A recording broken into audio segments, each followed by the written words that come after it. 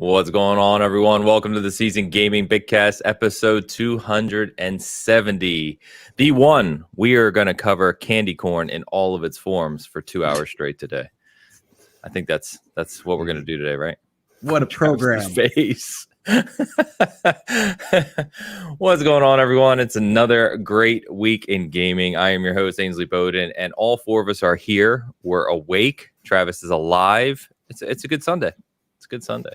You know what's funny about Travis's face when you said candy corn is that's the face he gave when he was on my show where my brain surgeon was talking about draining blood from the skull. I remember roughly the same look. In him both. Yeah.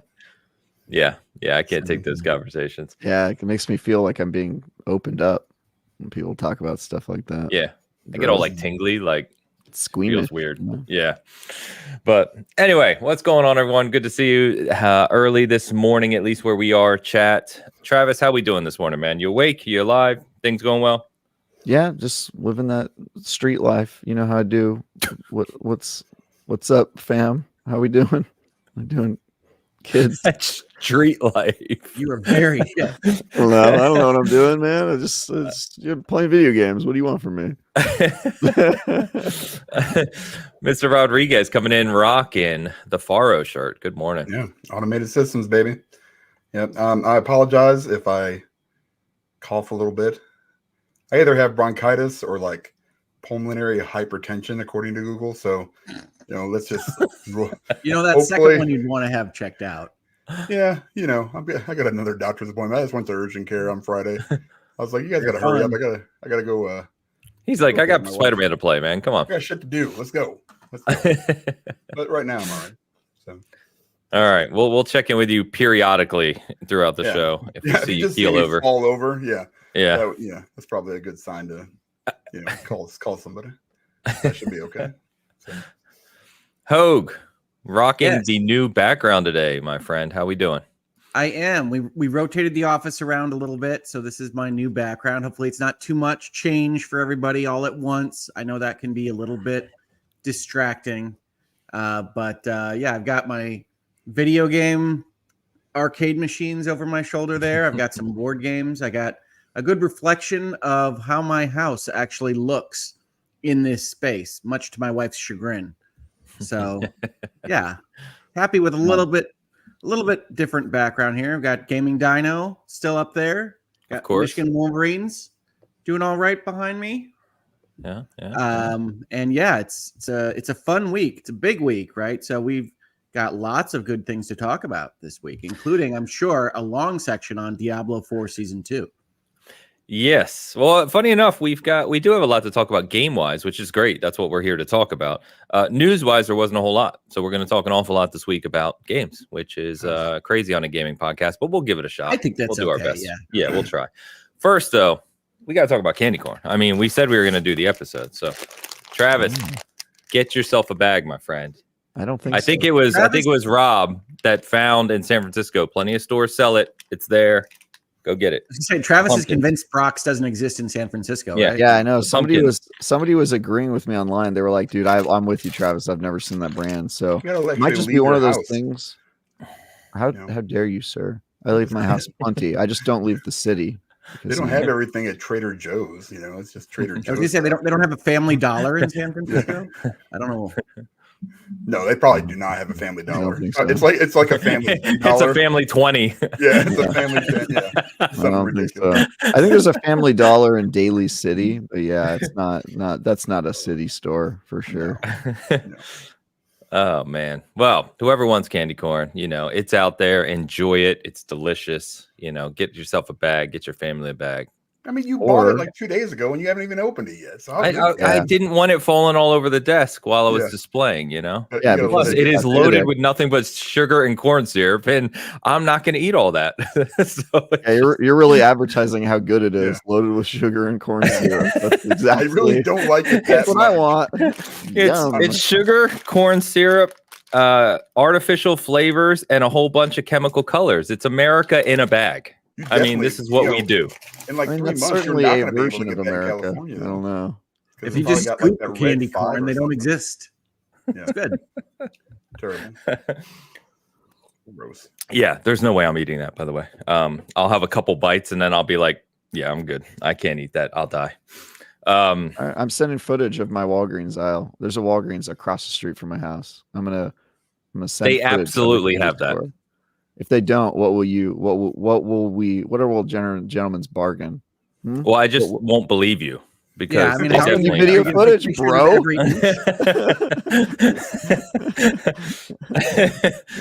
Oh man. But anyway, we got a couple early super chats. In fact, someone raced Googleman this morning.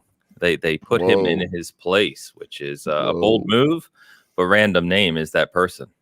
Random name. I just wanted to be Googleman with the $1.99 super chat. Thank you very much. You did it. You did it. Crushed him. You absolutely did it. Step your damn game up. This is a really important message. Is like, don't get cocky. If you want to continue to be number one, you have to wake up every day and earn it. For real. Yeah, this you're is the voicemail IGN leaves for Travis every morning. That's right. That's right. Every day they're like, you're fired until proven otherwise. And then they make me earn my job back by the end of the day. It's good. It's a good system. By reviewing poor games. Yeah, Googleman, I mean, you can't just assume that 10 minutes prior to show is going to be good enough anymore. The race is on at this point. So that's right. Random name. Thank you. Appreciate your support. Googleman is here, of course. Go ahead. Tim or Time's suggestion. If I show that there's no candy corn in my Walgreens, does that mean Ames has to eat his entire candy corn bag on stream in a Dan Rodriguez manner? Oh yeah. Yeah, it would. I'm not sure I know how Dan eats candy corn, but I'm not sure I want that particular knowledge. I mean, no, my point was that he has to eat it on stream as Dan would. Oh, okay. Well, eat an entire bag of something. Yeah. So just to be clear, if you don't know me, I'm very picky about what I eat and ingredients and stuff. And this is 110 calories and 22 grams of sugar, and there are 19 servings in this bag. Yeah. It might kill you if you eat that. Hey, my body would shut down if I tried to eat this bag. Why don't you put your diabetes where your mouth is on this one, Ames, if you don't believe me? That's right, bud. It's not happening. Googleman is here, of course. Googleman with the €5, I'm sorry. Finally got around to playing Dark Tide. Fantastic gameplay loop, but the amount of energy required to not run around in prison garb is ridiculous. I know nothing about that. I installed Dark Tide like a couple weeks ago because I've been wanting to play it and I haven't touched it. There's just way too many, 40K ones to play. Yes. Yep. Gotcha. Supposed to come out last year, launched on PC only, had a bunch of like tuning issues and stuff. So they spent time fixing it up. It released on Xbox and Game Pass like 3 weeks ago. So, yep, it's out there if you want to play it, but supposedly pretty good now. I just haven't had time. Googleman, thank you. We will see you earlier next week. Shout out to Rain Man YYC with gifting 5 memberships over on the Hogue Law channel. Thank you very much. Thank you, Rain Man. Appreciate you. Luke is in the house from Xbox Expansion Pass, Team Candy Corn. That should tell you enough. There you go. That's literally all you need to know. Yeah, that right there. Damning. You got Luke over here. The fact that Luke is on your side, it. You can't even argue that now. Now you've lost. You don't even put up a poll. It's worthless. Yeah, worthless. That's it. We already won the poll. That was a done deal. True. We won that a couple weeks ago. You did win the poll, which was surprising, and that it proves the median age of our viewer on the show is upsettingly low. Luke, thank you, and shout out to Xbox Expansion Pass. They celebrated their 200th episode here yesterday, actually. So go check that out if you haven't. Luke and Logan doing great stuff as always over there. Thank you, brother. Good job, Luke. And Shush in the house. Shush with €5. Good thing that SG is not monetized. I would hate to spend my super chat money towards lobbying for Brox and Candy Corn. We do need a better Brox and Candy Corn lobby. I'm gonna speak. He wrote Box, the show. So maybe there's Box. The brand. Yeah, I mean, classical music aside. Yeah, it's because when you eat candy corn, you hear classical music playing. It's that type of experience. I'm really glad we got some classical music knowledge in this cast. That's important to me personally. My dad was a classical pianist, right? Like seriously, like yeah. I did not know that about your dad. Yeah. I don't know how I would know that, but it's good to know. I love it. You're like, my dad was a capital P. I'm like, I thought we would have talked about that at some point. I wasn't expecting. Do you know who my father is on this Bitcast show? No. Do you know who my father is? Damn it. Classical pianist is not the speeding ticket get out of jail card you think it is. I think no. But I could anyway. Go ahead. Men, it matters what your dad did. What did all of your fathers do? That's something I don't know. Mine was a classical pianist. In case you haven't heard. Good times. Yeah, I mean that's like very surprising given who you are. You know what I mean? Like that would be the answer you'd hope from like me, or like my father was a classical pianist. But yeah, it's very different. There you go. No, I grew up playing like multiple hours per day. Yeah, that's very surprising. That's crazy. Lawyer. Yeah, you know what, Hogue? We knew that. I mean, not all of us are so folksy that we do what our daddy did. Okay, that's just so Midwest. I just hey, don't bring the Midwest into this. Isn't it Midwest though to do what your father did in just family tradition? Bring the Midwest. Was there pressure to be a lawyer, Hogue? No, not at all. Pressure at all. I think most lawyers would tell their kids think real hard about that, and I think my dad did that. Nice. Okay, Rodriguez, what'd your dad do? He was a plant manager for a company that manufactured train wheels and axles. Oh, that's even more Midwest. He used to tell me, like, I'll be like, are those, the wheels that your company makes, Dad? We see a train go by. He said, yeah. I'm like, how can you tell? He's like, they're round. So that was always his running joke. He's like, all right. Yeah. They're round, we made them. Yeah, that's awesome. All right, cool. Like how you said, making train wheels and train parts is Midwest. It's America, man. Yeah, it's like ultra blue collar. I mean, that's not. I wouldn't know anybody who'd be like, "Oh yeah, my dad makes train wheels." I don't think that wouldn't be my client base. I have a lot of manufacturing and making of vehicle parts and whatnot in Michigan, as you might expect. Yeah. So there you go. Yeah, that's like an answer I would expect from your guys as part of the country, but not from like, I don't know anybody I have one friend who has a blue collar job. He works in plastics, and that's like a topic of conversation at parties. It's like, oh shit, you actually like make something. That's crazy. Yeah, that's crazy. Like, oh, that's kind of cool. What a fun little treat. So, Shush, thank you. Oh, go ahead, Travis. Sorry. My father is a carpenter. Yeah, he's a contractor. So I did carpentry growing up. Yeah.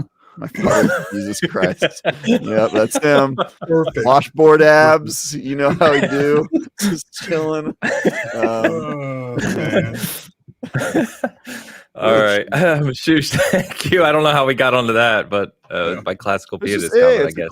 It's a cool. Yeah. I love by the way, I love the opposites. Like Ames had a like ultra kind of a pretentious profession in his father, and then came out the way you did, and then my dad was like salt of the earth, man's man, and then he got this flimsy ass son. I just love the kind of inverse there. That's really cool. Oh man. Butterball in the house again. All right. Cheese, not butter. That's in reference to us deciding what. That's what I said yesterday. Last week. Last week I said it was Kerrygold, didn't I? Yeah, you did. It was like Kerrygold. What happened? Yeah. And I yield to your cheese. Oh yeah, Travis wasn't here. Basically, Butterball gave us super chat. Dan thought that was butter in the picture, and I said it looks like cheese, and that became a discussion point. But I mean, I think I was the one going based on butter. Butter. Yeah, I mean, I can see both. They're both dairy. Isn't it the same thing? Yeah. Are butter and cheese the same thing?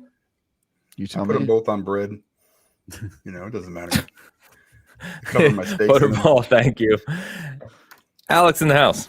Alex with the $5 super. Shout out to Travis and Hogue being on my podcast. Love hearing Hogue's love for Final Fantasy VI and Travis's love for Peaky Blinders.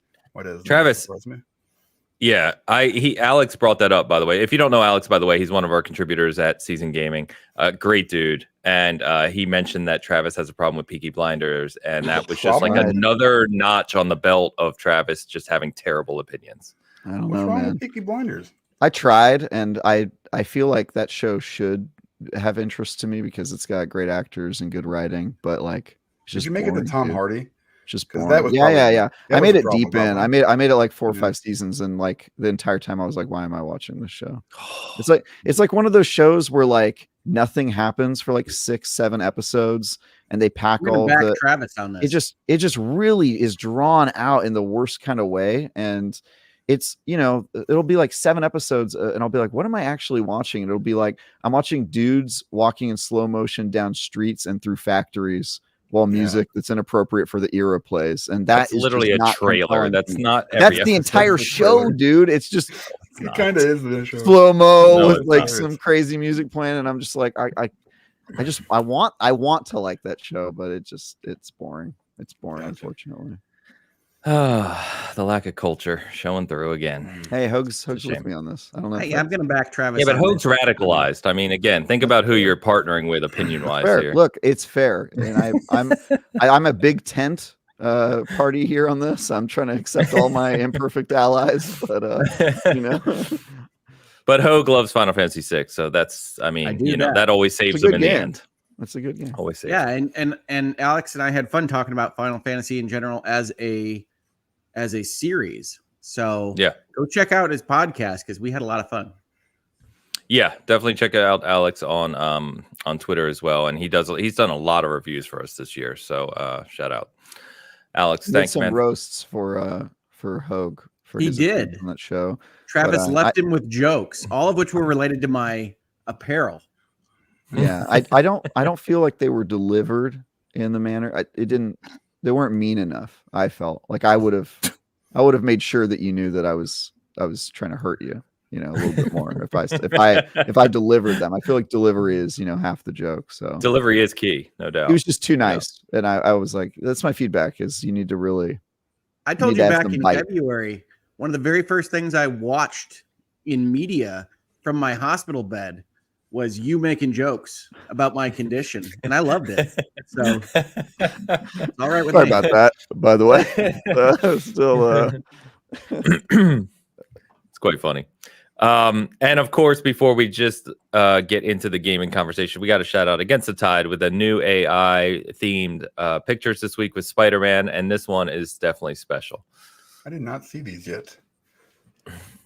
So the funniest thing, Hoag looks like he's at like a Comic-Con, just standing in front of like some type of contraption to cosplay.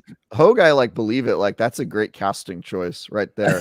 You can tell he's been working out a little bit. Like the AI did some work here. You know, he put in his time. He's trying to get fit for the part, and I totally buy it. I mean, good work.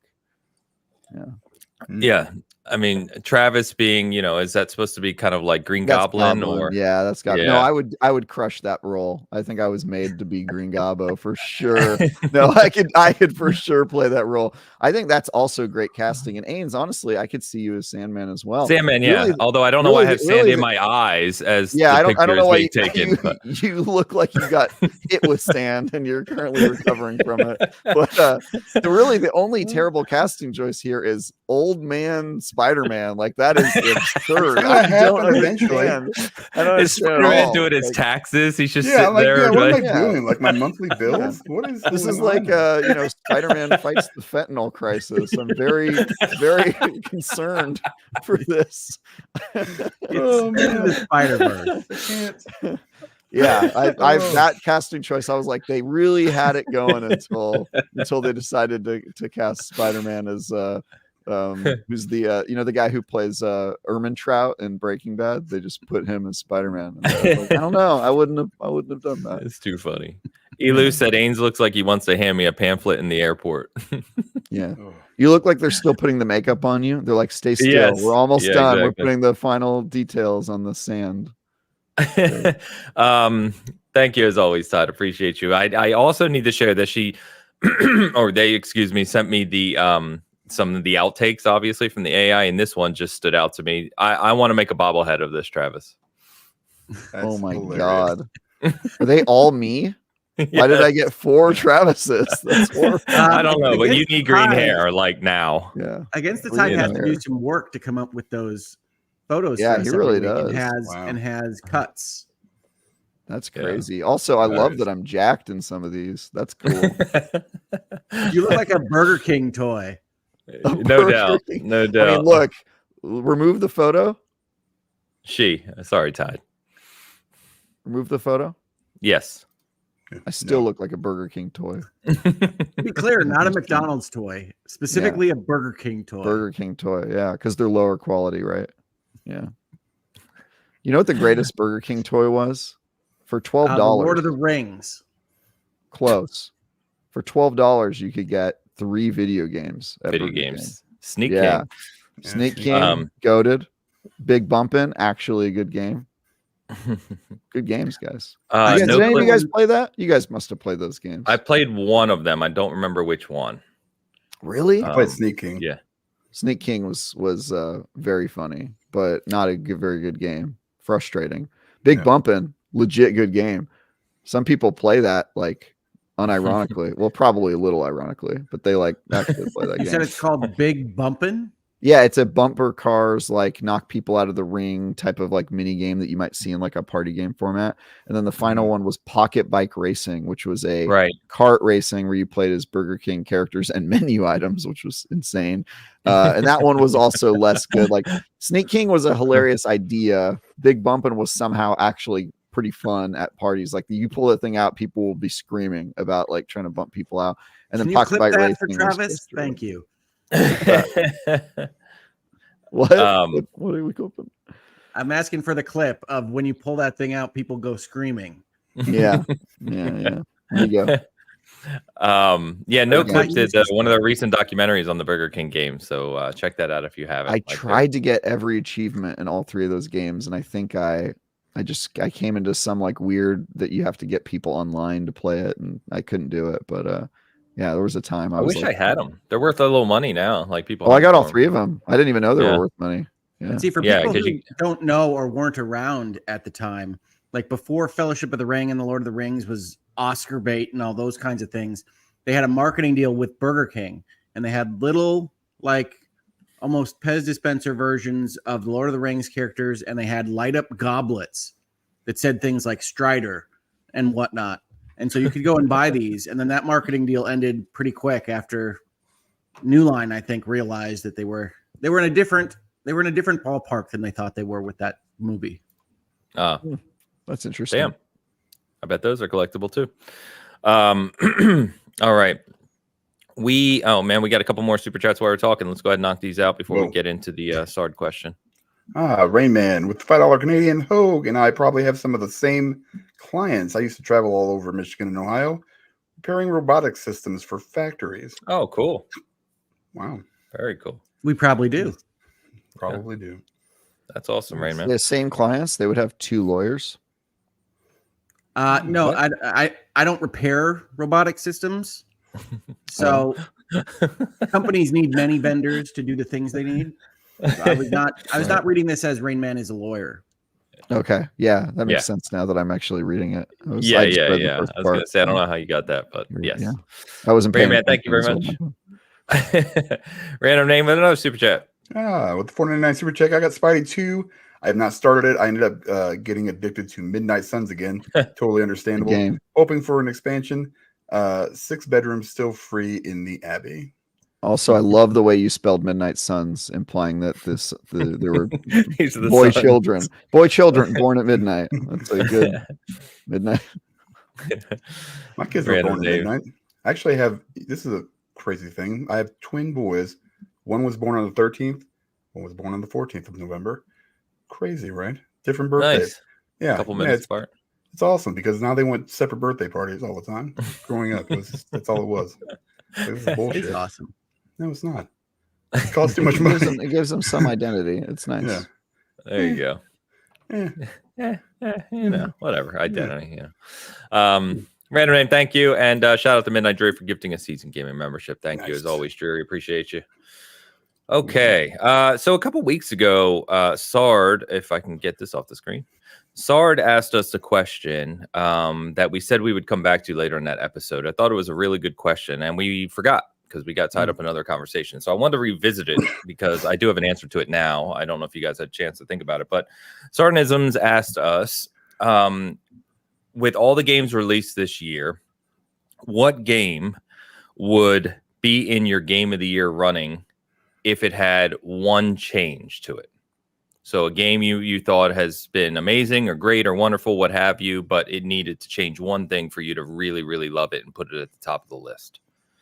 So I have an answer. I can go if you want me to get us started, or if anyone else is ready to jump. Like our personal game of the year, or like our list? Personal. Okay. There's no other game of the year. No, you know what I mean. Like we made the list. Dum dum baby. I do know what you mean, Dan. Don't let Travis get you. I know. I'm not. They're all personal. Come on now. All right, I'm going. So mine is Starfield. And the change that I think would have made that game a lot better for me is if instead of and I'm not alone in this, I don't think, but 1,000 planets, 1,400 planets, whatever it has, if it had 3 to 5 to 1 solar system worth of planets that were fully fleshed out independently. So if there were a handful of planets that were like Skyrim-like worlds that you could walk across fully, like a full open world game, but a handful of them that were featured quest lines and characters and all kinds of things to discover and find. I think that would have been a better game for me personally. And I think that would have elevated it to a level that I would have been playing still for a very long time. Whereas now, for me, again, I think the experience feels a little disjointed at times. And I don't get that same explorative feeling playing it that I do with some of Bethesda's other games. That is a very good answer, and also makes me reconsider what counts as one change. That's a big change. Yeah, that's a big change. Big ass change. Yeah, no doubt. Yeah, interesting. Yeah. I'll go next. Go ahead. Yeah, go ahead. I'm almost tempted to say Baldur's Gate 3 not change it to not be D&D, but I think even with D&D, it's probably still my game of the year. So I'll go a different direction with it.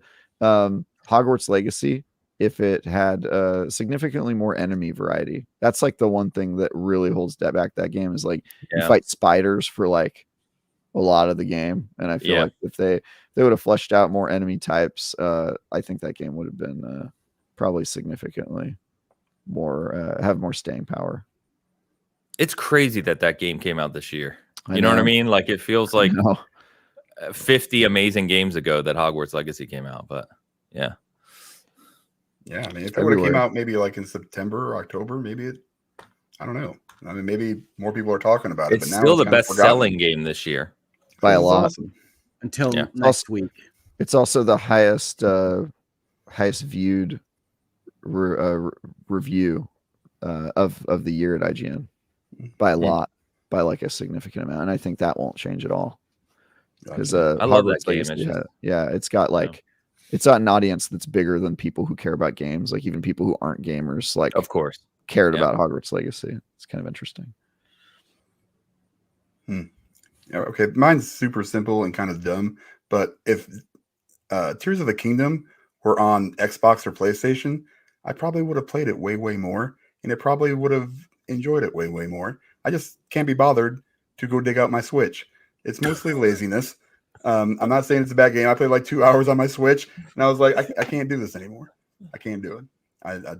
I'll wait for the Switch 2 or whatever the hell they're going to do. But, I think it would have been, elevated. As of right now, it's probably not up there. There's too many games. But that's just me. So. And that's a big game, too. That's not one you can like knock out in a weekend. So no. It's funny. I was going to say Tears as well. I wouldn't take it away from Nintendo like Dan, but I would remove the physics-based dungeons. I don't think that they are interesting enough, and I don't think the physics is tight enough. I don't think physics in games has ever been tight enough. It's not a Tears of the Kingdom unique thing. But when I have to sit there and play pinball for 40 minutes because it's just kind of random what's going to happen when I use your physics engine, I don't have as much fun as I could. I see what you're saying.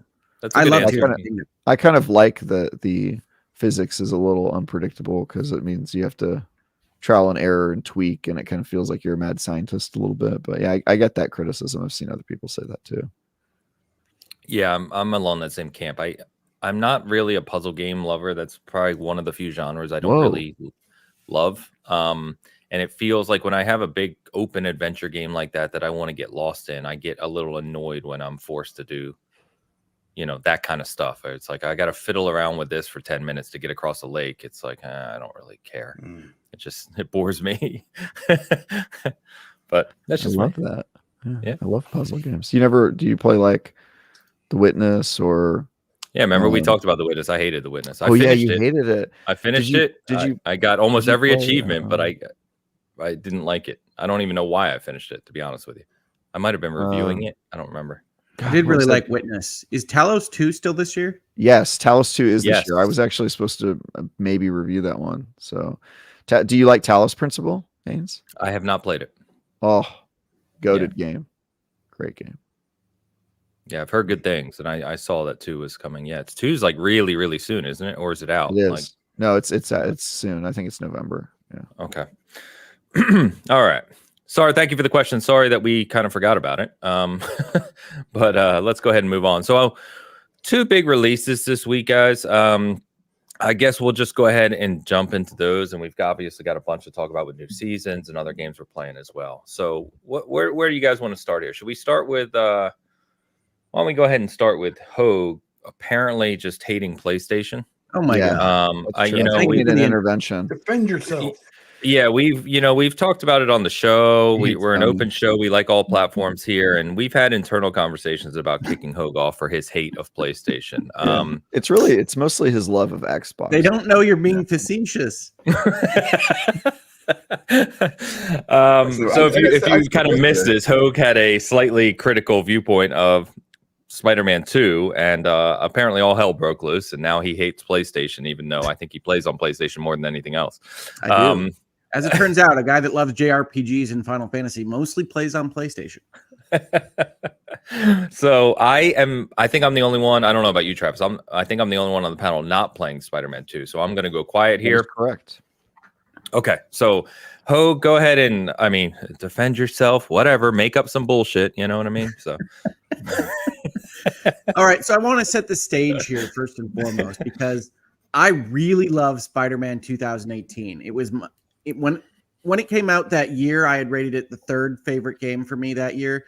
As it turns out, what was above it? 2 Xbox games? I'd have to look. I'd have to look at what was above it. Yeah. I don't remember what 2018 actually had in it that well. So I know it was number 3. God of War. You love that game. God of War was number 8. Red Dead 2, I know you're not a huge fan of. Red Dead 2 was 10. Mm-hmm. It's a bunch. Crazy. I can't remember. Did you say 10? Like 10? No, he didn't like Red Dead 2. You know this. No, wait a minute. Red Dead 2 is a 10, but it's not on a list.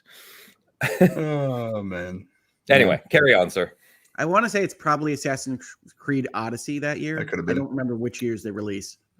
I think that's right. Oh, Alex has them. Star Control 2 Origins. Well, no, it was Star Control Origins and Assassin's Creed Odyssey. Okay. Yeah. Thank you. Anyway, carry on. But I really returned to Spider-Man a lot. I've played 2018 and the remaster a number of times. I really love Miles Morales, and so I was pumped about Spider-Man 2. And when I played Spider-Man 2 on Friday, it didn't grab me, and I was surprised by that. And we can talk about why in a minute, but I found myself playing Spider-Man 2 essentially out of obligation, which I always hate to do when I'm playing video games. And so it wound up being a slower play than I thought it would be this weekend. So I'm about 8 or 10 hours in, and I don't love Spider-Man 2. I wish I did. All right. That's what I got as commentary, Ains. Sorry. I muted because I was responding to a comment in chat, figuring you were going to talk for longer than that, and you caught me off guard. Sorry, Hogue. I can usually depend on you for 40 minutes. No, like I said in our DMs, I mean, you're not going to get a lot of pushback from our chat. I don't think there's a ton of like big fanboys in there, so you don't have to worry about them in here.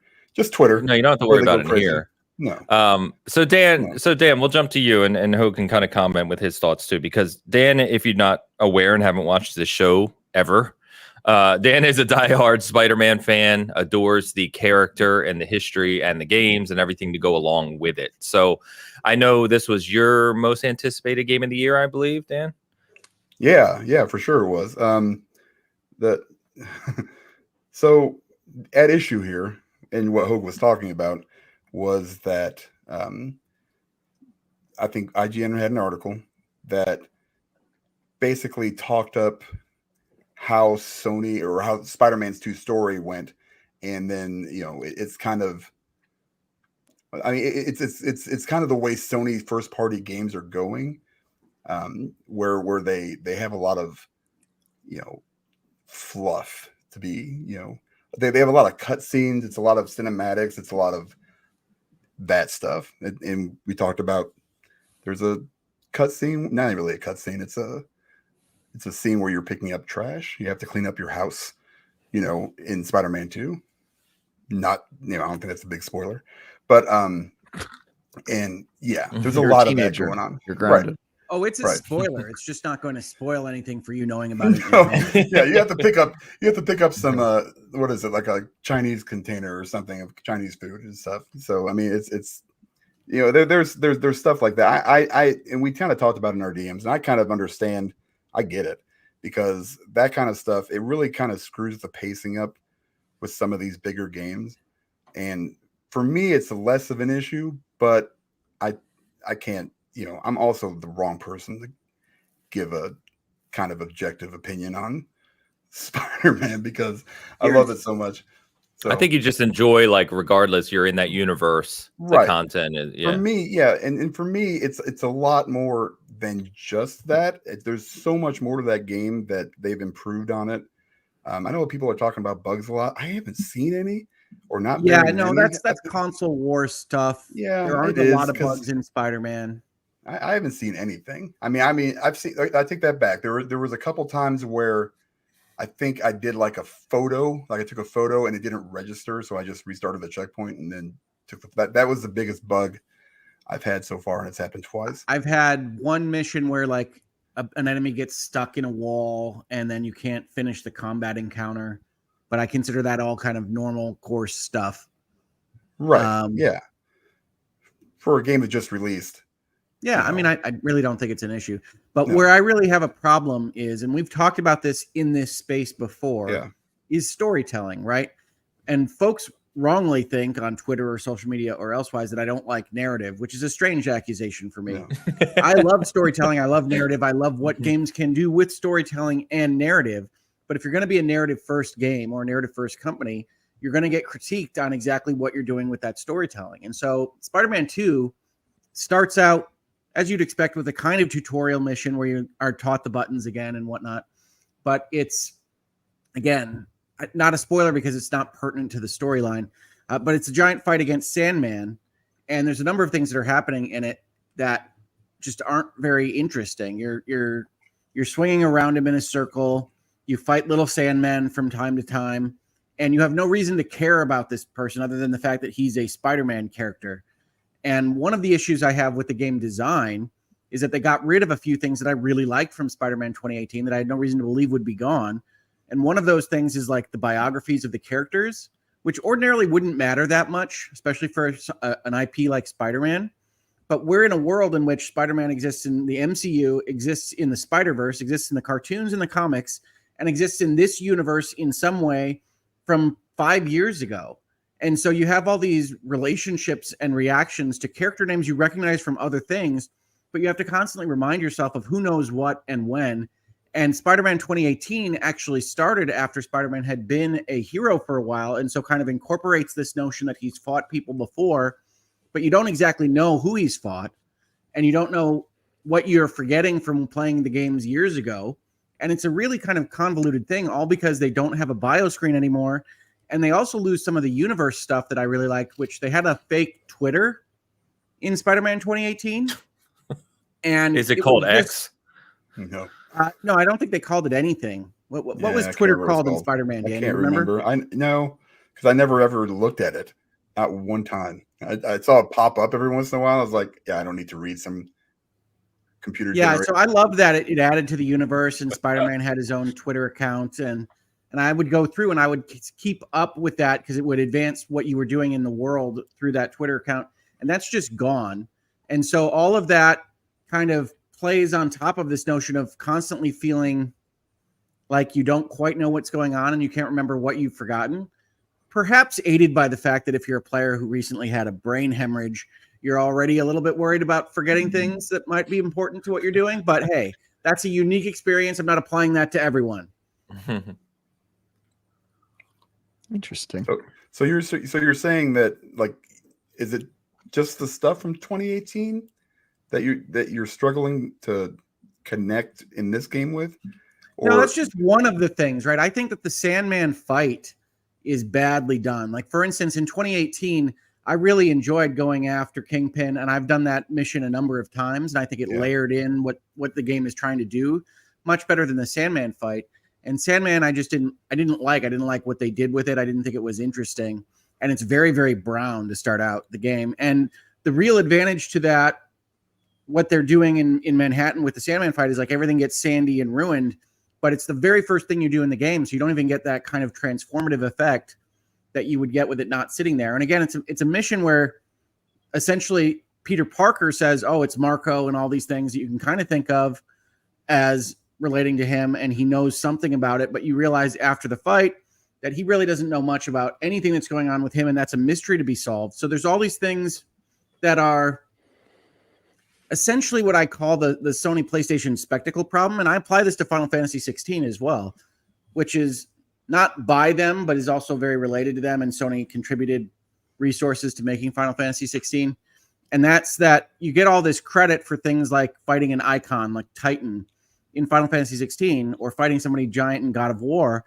And mostly those things result in mechanical disinterest, right? The Sandman fight is not fun to play. It's fun to kind of see how big it can be to some extent, but it's not particularly interesting to play. And I thought the 2018 Kingpin fight and the Miles Morales Rhino fight were much better introductions to those universes. So that's the start of the game. And then as the game continues from there, you realize that unlike those earlier Spider-Man games, and really unlike anything Insomniac has ever done, in my opinion, you're kind of getting the bleed over effect of fart smelling, essentially, from the Sony studios, where you've got these long missions where you're not doing anything related to the core elements of the game because they're so deeply interested in telling you a character story, which I would ordinarily like, but they're not actually saying much of anything of interest. There's no propulsive, compelling event to start your dramatic momentum. And you get exposition scenes where you're cleaning up the house and learning about Aunt May and things, but it's not terribly useful for hours and hours and hours. And I say that on the assumption that it's going to come together at some point during the course of this game. Like I said, I'm 8 or 10 hours in, but I'm giving them credit for that because they delivered such nice stories with Miles Morales, especially. And I'm hoping for that to come around here. But for the most part, in Spider-Man, I'm cleaning up the house. I'm helping a kid get a homecoming date. I'm doing these various things that are all, and if I'm going to listen to critiques of side quests in Starfield or Final Fantasy 16 that I think are legitimate, I think it should be applied equally to Spider-Man, essentially not Spider-Manning very often for long periods of time. Yeah, I think I played something different. So, like I understand what you're saying, and I know like some of those missions you're talking about, and I think that's that's just fine. Went on a long scale date to Coney Island. It's like, okay, great. Yeah, I don't know. Did you finish it? Yes, I'm okay. in a fight. All right, so yeah, all right, so that's kind of an important. Now the rest of it. I think that's just personal preference, basically. I think I'm with you on some of it though. Like that, the date thing was a little bit much, and there was a couple other parts where I was just like, I don't need to be doing this right now. Like this could have been maybe a minute and 30 cutscene. Yes, a short conversation. Flashbacks, right? This reminds me of like Uncharted 4. Right. The stuff I really don't like to do is the stuff that's okay. These are things the characters know already. And what did we really learn there? What did we really do there? Yeah. I think some of that stuff could have been cut out. if they did do that and you just played through the main game, I think you'd be done in about 15 hours. So it's almost like they're artificially extending the game length, which is stupid because there's so much other stuff to do. I've got about 20 hours in it right now, and I'm about 57% done according to my PlayStation. I've done a lot of the side quests, and the 57% is just through the main story is all it registers. I've done a lot of the side stuff. I've collected excuse me, and done a lot of like everything. Like there you can collect crystals for something, and I've gotten all those. There's little spider bots you can go collect. I've gotten all those. So but that's just kind of how I play. Like I'll get to a point where I'm just like, okay, I need to get this, I want to do all this stuff before I move that main story forward. You know, I want to try to get as much of the story. And this is again coming from somebody who is a huge Spider-Man fan, and I'm not gonna get defensive about it either. It's just people are different. I don't demand anybody agree with me on these no things. no I mean I agree with you on some of those things. I mean, because it's true. I mean, they didn't have, like with God of War, when we talked about it here, there was just a lot of stuff. Ragnarok or 2018? Ragnarok. Okay. You know, it was just like, gosh, man, you know, some of this stuff is just so long, like, and there was no skipping it, or, you know, no interaction, and it didn't need it. Yeah, it didn't right. need it. Right. And it was just like, man, this is getting a bit much. But everything else about the game, and that's probably my biggest sore point with it too, Hogue, is what you're having issues with, has been improved in my opinion. I know you said you didn't like the DM. You like the combat better. I like it better. Talk about that a little bit. Yeah, I like it better because there's more to it. It's not just it is more complicated. It's definitely more complicated, but it's more, you know, you've got, and there's times where it kind of screws me up still, but it's not just press one button, press these two buttons to do a finisher, which is all Spider-Man was. And you could see it start to happen with Miles, where you started adding like the Venom powers and stuff. And this one kind of takes it to that next level where you've got not only that, but you've also got when I say Venom powers, I mean the Venom electricity. I know what you powers. mean. Okay, I know so everybody else knows. Yeah. And then but now you've got it with like Peter. They've taken down the number of gadgets. There's not quite as many. There's only like 5 now, I think. And so that's kind of nice because I never used half of them anyway. And now I use them all the time. They took down the number of gadgets. They disconnected the concept of ultimates from the suits. They moved skills into their own kind of button tree. So you've got hold downs on both bumpers to get you to different things. And I think that the thing that I find the most distracting and the least well executed is that they've got a parry concept in Spider-Man now. Oh God! Hold on, I almost choked on my Dr. Pepper. Yes, that one I will give you. That parry thing is crap because I never use it. Yeah, and that's actually the thing that I was thinking of the most. Right. So in the first game, heavies you kind of had to deal with in various different ways, and none of them were very good because you're an acrobatic Spider-Man. And now what they've introduced is that heavies and special enemies will hit you with an attack that is marked in a specific way, and the really only way to deal with it is to parry on time, like a Dark Souls game, which is fine. But one, it feels a little weird for Spider-Man. I was going to say, I would have never expected that. No. Yeah, he does kind of a little like wrist brace parry and then fires it back at the guy. And I think more problematically for the combat, the signaling isn't great. That it's not, because it looks exactly the same starting off as a regular attack that you would normally dodge, and then it goes from that to like a yellow flash or slightly bigger yellow flash or something. It's hard to kind of get them figured out. And to be fair, at this point, like you start using it more the farther you go in, and I've gotten used to it. But when I first started, I never used it. I just took the hit or jumped the hell out of the way.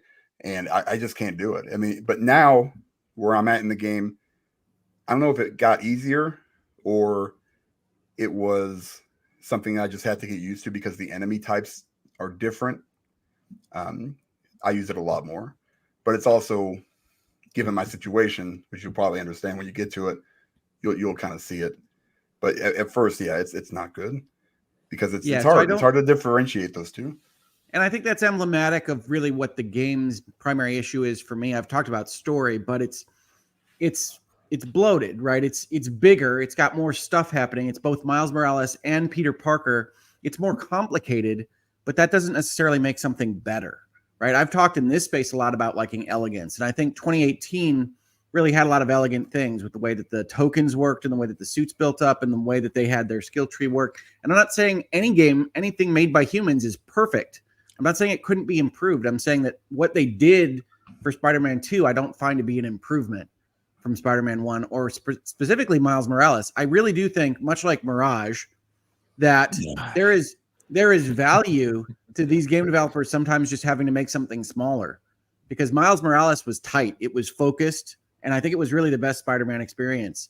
And this one, I think when we talk about story from the bloat, you get a lot of the same beats, right? Miles Morales is Spider-Man, so you're getting a lot of the same kind of, it's very difficult for work-life balance when you're Spider-Man. And you get like one cutscene for Peter Parker having that, and then one cutscene for Miles Morales doing that. And you're like, okay, what is gained for us having two Spider-Man right now in terms of storytelling and plot momentum?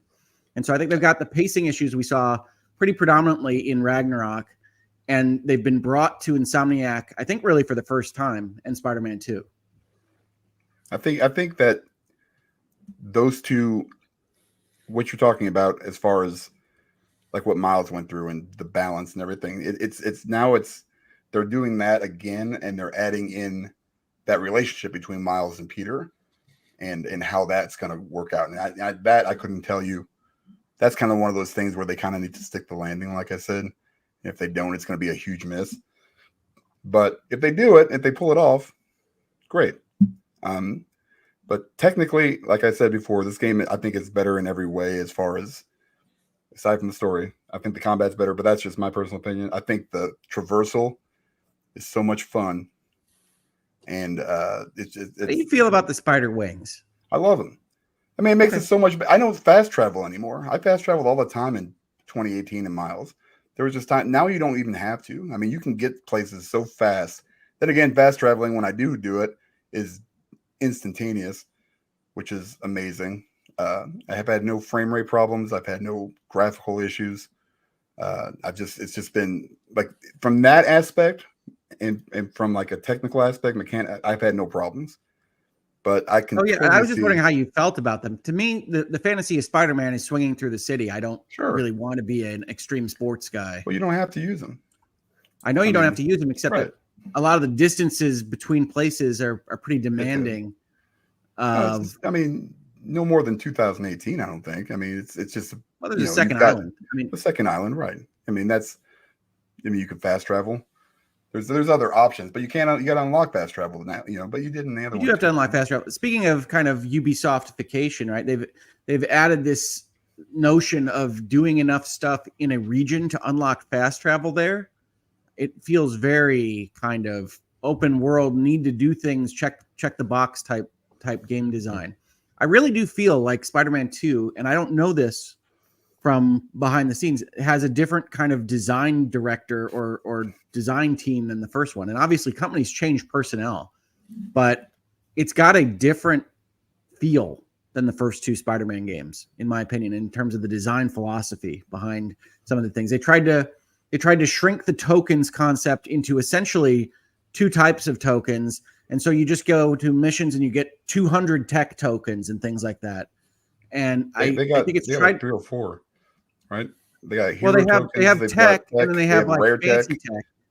Yeah, they got like 3 or 4 different tokens that you have. But in the original, it was like crimes and fortresses and backpacks and.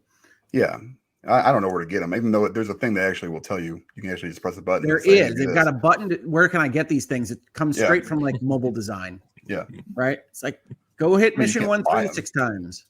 Yeah. Okay. It's fine. I love that Travis is just waiting to speak, and the chat is confused because it's been so long that Travis hasn't interjected with an opinion. Yeah, it's crazy. It's been kind of quiet. I will say this. I'm not talking because I haven't played it, so I'm letting you guys go. Like, I figure Travis just feels I'm using my own rope, and he's just going to come swinging at me. No, I don't think he is. I would guess he isn't. But I will say that just to finish it up, I'm having a good time. It's fun. I like the characters. I could do without some of the exposition in some of these longer, not even cutscenes. They're like interactive talking things. I don't even know what the hell they are. Combat's fun. Right bumper to make 3-pointer. It takes a while to get through some of this stuff, but otherwise, I'm enjoying it. Not my game of the year. I can tell you that right now. There's no chance it's going to overtake. I mean, it would have to come out in the last 40% or whatever I have and just do something that I'm not expecting, not even story-wise, just like all of a sudden do something crazy. But, it's still going to be up there for me. And I've had a good time playing it. So it's a fun game to play. And I want to add that, right? Because I've given Mike critiques. When I'm allowed to be Spider-Man and fight some bad guys and do some things on the ground in kind of the normal gameplay flow, I enjoy playing Spider-Man 2. But as a narrative first game that's telling a story, I have not been intrigued by overall what the state of the world is or what I'm doing. It seems to think that it can just rest on its cachet of your Spider-Man, and I don't think it really can. Yeah. It can't for me. But again, like I said, I'm the worst person to give this opinion, though. I am the worst, and I will admit that 100%. I'm a huge Spider-Man fanboy, and you're still on Baldur's Gate 3 though, is your clear game of the year. Sure. Yeah. I mean, that was like I don't even know. Like, it was like it just changed everything I thought about video games. I mean, which is crazy at 47 years old. Box quote. I mean, it was nuts. I mean, what they did with that game, I'm not going to get into it, but it was literally game changing for me. I mean, it was something different, and I played it in like the worst conditions at first. So, I mean, I've got like 500 hours in it. It's disgusting. Yeah. Baldur's Gate 3 is a great choice. Yeah. All right, quiet guy, which I'm not used to saying towards you. Where are you in Spider-Man in terms of how much have you played and what are your thoughts? I've played less than these two, which is why I wanted to give them a chance to slug it out, and also because I think it's interesting how different their opinions are about this game. I was personally just listening and enjoying the back and forth there and the different perspectives, but I kind of am in the middle of these two, and for the reason, first of all, I should say I'm a huge Spider-Man fan, which is Peter Parker was me in high school. I was a dorky kid that got bullied and wished I had a spider that would give me powers. So I very much related. I read all those comics while I was in high school and dreamed about one day maybe making something of myself. But the Spider-Man games, to me, including the first one in Miles, which I think I finished Miles, but I definitely finished the first one in 2018. They to me were great games that did everything that you would expect from a Spider-Man game well, but did not stand out to me as amazing 9 out of 10 or 10 out of 10 games to me. And so I thought that the games were overhyped and people were kind of enamored with just the IP of Spider-Man, which I totally understand. There's a lot of passion and love about it, but to me, I was always like, you guys are swooning over a game that is pretty milk toast. It's pretty table stakes, it felt to me, those games. And so seeing this one come out and have a little bit of more tepid response, I kind of feel vindicated. People thought Spider-Man 2 was going to be a game of the year. Turns out it isn't even the best game that came out this week. So to me, that feels kind of like, all right, well, maybe people's standards are improving a little bit, or they're suffering the sequel problem, which is, once you've done it once, there's a lot of pressure on to do something new in a sequel. And I don't know if Spider-Man 2 does enough of that for me. I agree with Dan in some areas, like the traversal feels a lot better. Combat is mixed. I sort of see Hoag's point. Like, I'm a guy who loves perfectly parrying in Souls games, and I will admit he's 100% right. It feels super weird and out of place. Yeah. It's also not Spider-Man's combat style. Like, he's not a parry guy. He's like a dodge and get out of the way because he's ultimately scrawny. Yeah, he's not hand-to-hand combat. Yeah, he's not a that you would expect a parry from like Wolverine. And so I think yeah, that it's a good game. Like if I was reviewing Spider-Man 2, I'd probably give it an 8, but that's what I would have given Spider-Man 1. So to me, it's just more of like a great game that is not by any means amazing. It doesn't blow me away. And so I think it's okay to have games like that. I think it's okay to have like a Spider-Man game that you're like, look, that's time well spent. But I will say so far, I agree with with what Hogue said, that I think Spider-Man 1 used its time more wisely, and Miles especially used its time more wisely. And I feel like Spider-Man 2 isn't getting, like if you're going to make a great game that doesn't do anything crazy new, then you got to use that time really, like you got to pick your battles with how you're going to spend people's time. And I don't think that you spend it dragging it out when you don't really have anything new to say. So I agree with Hogue in some areas, I agree with Dan in some areas, but my opinion really is just that it's a great game that to me never really reached the lofty 9 and 10 heights, and I don't think Spider-Man 2 has really changed that opinion for me. So I will be playing that entire game. I love Spider-Man, and so I'm just going to play it as a fanboy. But I will say this, I've never been more afraid about what Insomniac's going to do with Wolverine, because talk about melodramatic characters that have a lot of room for you to put in really like slow sequences and flashbacks and stuff. And like the fact that Spider-Man is inherently fun and goofy, that's like part of that brand, I think speaks to Insomniac's strengths, and seeing them move away from that goofiness and more toward the melodrama makes me very afraid of what Wolverine's going to be like, because Wolverine is an edgelord, and I really worry about how they're going to handle. Yeah, I really worry about how they're going to handle an edgelord game. And yeah, that's the other thing about this, is I kind of just have a bad taste in my mouth with the whole Spider-Man Insomniac thing, because I really don't want them to become the licensed Marvel studio. And I love their weird projects, and I kind of see them getting boxed into a corner that doesn't really feel that Insomniac to me. So I have a grudge. Not really. I will say this, but Travis, I've got an issue with. Yeah, you do see Ratchet popping out in Spider-Man 2. Yes, time, right? Because I so love much Ratchet in that game that you can see, like, okay, that's a Ratchet and Clank thing that they just put in Spider-Man. Mm-hmm. Yeah. So yeah, the 8 out of 10 that IGN gave Spider-Man is definitely a score I'm agreeing with so far. It feels right to me, but that's not really a change for me. I felt that way about Spider-Man 1, and that's me trying to put my love of Spider-Man aside, which is frankly hard to do. I have a very strong affinity for that character. And don't do it. So yeah, I don't. Yeah, I am.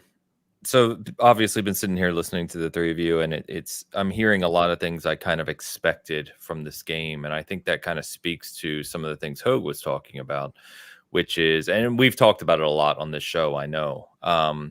But a lot of what you guys described just feels formulaic to me, and which sounds weird, especially for someone who loves like Souls games as much as I do and things like that, because they are formulaic to a degree as well.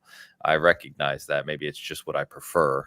But I think your point about the kind of cutscenes, the Uncharted 4 nature of Spider-Man 2 listening to you kind of scares me. That's what I'm afraid of to see out of PlayStation first party continually. I think when they started to evolve their first party into this kind of third person cinematic experience in the PlayStation 4 era, we've talked about how that kind of changed the scope. It's widely celebrated. I would think that the majority really like it, right? It's pretty obvious from the sales and the critic scores that this is a liked approach, right? So I think we may be being a little more critical than some others. But for me personally, there's some aspects of those types of games I like, but it definitely feels kind of like a box that they're trying to put all of these games in and kind of hit check marks of certain attributes that these games have to give that same sense of feeling across different IPs. And I think Travis makes a good point too, thinking about the future of Insomniac with Wolverine. I would hope that Wolverine is a vastly different game from Spider-Man. And I don't know. Obviously the jury's out. We'll see. But it just feels like when you look across the last several PlayStation first party releases, there's a lot of similarity. And that annoys me to some degree.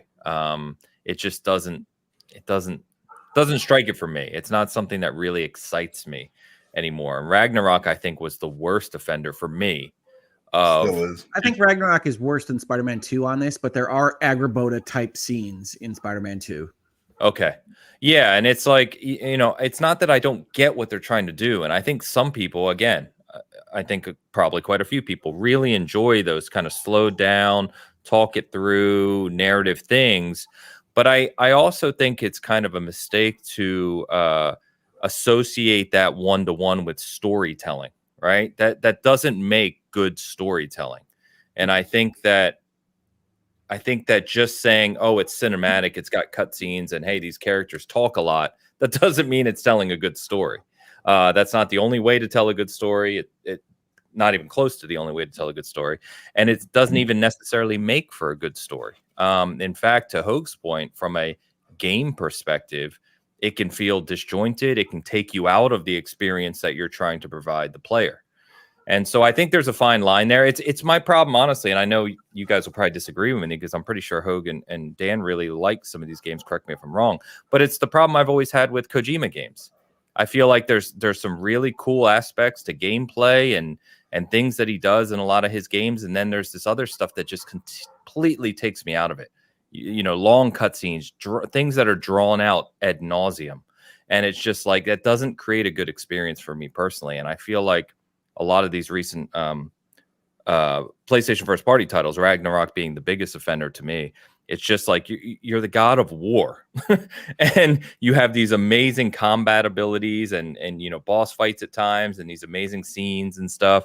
But then like to spend half an hour, 2 hours just walking around talking and being told, that's a whole nother thing, being told what to do at every step of the way. It's just exhausting. I was playing Spider-Man 2 with my daughter, as I do with these games. And you definitely have the Sony reminders audio of whatever it is that you're doing. And so that is definitely the house style of Sony games. It's a little bit less annoying than Horizon, but not a ton. Horizon, another perfect example. Like I've said before, right? I love Zero Dawn. I platinum that game and I don't even care about trophies. I just loved it that much, right? And Forbidden West just lost me. It just lost me. It just feels... You guys have said bloated a few times, and it feels bloated. So I don't know. I could kind of go on about this, but I think as we get into this new era of PlayStation that we've talked about several times now, of what they do with live service and new leadership coming in and what they decide to do, it's going to be very interesting to me. I'm very curious to see how, if at all, they change some of this direction. Because, like we said, from a financial and sales success of these major tentpole titles and a critic review of these tentpole titles, they're killing it, right? So I don't think I'm in the our opinions on some of these viewpoints are in the majority at all. So if you're making a ton of money and you're selling a ton of games and you're getting critics raving about it, why would you change it? No, I agree. And the tweet that caught so much fire for me was commenting on an IGN article that said Sony is the king of storytelling because of Spider-Man 2. And my tweet was, these kinds of articles are why we get the bloated, ponderous storytelling of Sony house style now. And that brought fire down on me, which is fine. I don't care. But that was the comment is, look, yes, critics are raving about it. I would prefer it if, especially for narrative-based games like a Spider-Man 2, we had a critical class in video games that was more concerned with what is good narrative, what is dramatic momentum, and what is compelling than just gameplay, right? Spider-Man 2 is a good video game to play. It's not in its full entirety a good video game because of the story that it chooses to use for however long it runs. So I think we need a kind of a movie critic type shift into at least analyzing the stories these games choose to tell, because that's part of what's going to make the experience good or bad when you're narrative first video games. I just want to state that I think opinion articles on websites are good, even if you don't agree with them. But yeah, also I want to say I think Spider-Man 2 relies on quick time events too much in its fights, and it bothers me. That's a pet peeve of mine in really every game. But I you know what the big problem with it is there, especially in like the Sandman fight when you start out, is that it has those tutorial prompts and quick time kind of prompt looking things that are just designed to tell you how to fight. And then it drops them. and then you can just circle Sandman for an hour, and you're like, oh, I'm supposed to do the things that you told me to do before, but that wasn't actually a QuickTime event. That was your tutorialization. No, there's really not a lot of it throughout the game. There's some, and I will tell you, for somebody that's still at least a little bit working on his left hand, they have a lot of like variable analog use of the trigger buttons. That's the worst too, guys. I'm bring that up because I don't know why. I mean, like the dual sense stuff. Yeah, I love. Like hold this down at like 3/5. You know? Oh. Yeah, get this little shaky little dot, and mine's. I mean, I don't know if it's just me, but mine are like this. I can barely. My fingers are going like this, like just trying to get these two things. No, I mean you can shut that off though. That's funny. And my occupational therapist loves Spider-Man too. They've got a lot of good accessibility options. By the way, I hate that entire feature of the DualSense 5. The entire feature of having to different levels of the button presses, and you like in it was Returnal was the one that really bothered me, where like a half pull is you aiming down the sight. That took a long time to get used to. It hurts my brain, and I never get used to it, and I pull down all the way, and I just don't like that feature. If I can talk about another kind of minor nitpick for Spider-Man, I think that there's an understood industry look at what a button icon looks like when you need to hold it down. That it's like the little dash, and then it becomes a full circle when you hold that button down. For some reason, Insomniac's UI designer decided that they needed to tell us where the X and triangle and square and circle buttons were by using that little dash. So whenever they show the picture of an X, it's got a dash at the bottom. Whenever they show the picture of a triangle, it's got a dash at the top. But while you might innately read that as hold down the button, it doesn't mean that. In fact, they'll write out whether you need to press or hold it seemingly randomly. It's always just the dash because you might forget where the triangle button is, apparently. So it's a weird choice. I didn't have that part, but I do agree. I understand the pain of how hard do you hold down the button, because I don't know about you guys, I go full bore. You know, when I need to hit a trigger, that thing's getting smashed. You know what I mean? I don't do the half pull. I don't have any restraint there. I don't have a big problem with that. I think the DualSense is actually probably one of the reasons I play on PlayStation more. Like I know Ghost Recon added like a half pull for like holding your breath through a sniper rifle, you know, and it works, you know, it works fine. If it's implemented correctly, it's fine. But if they just throw it in there to just use the features, then it usually doesn't work out. And unfortunately, and you wouldn't think this would be the case with first party game, you know, a lot of them do that, where it's just like, you really could have done a little bit better job.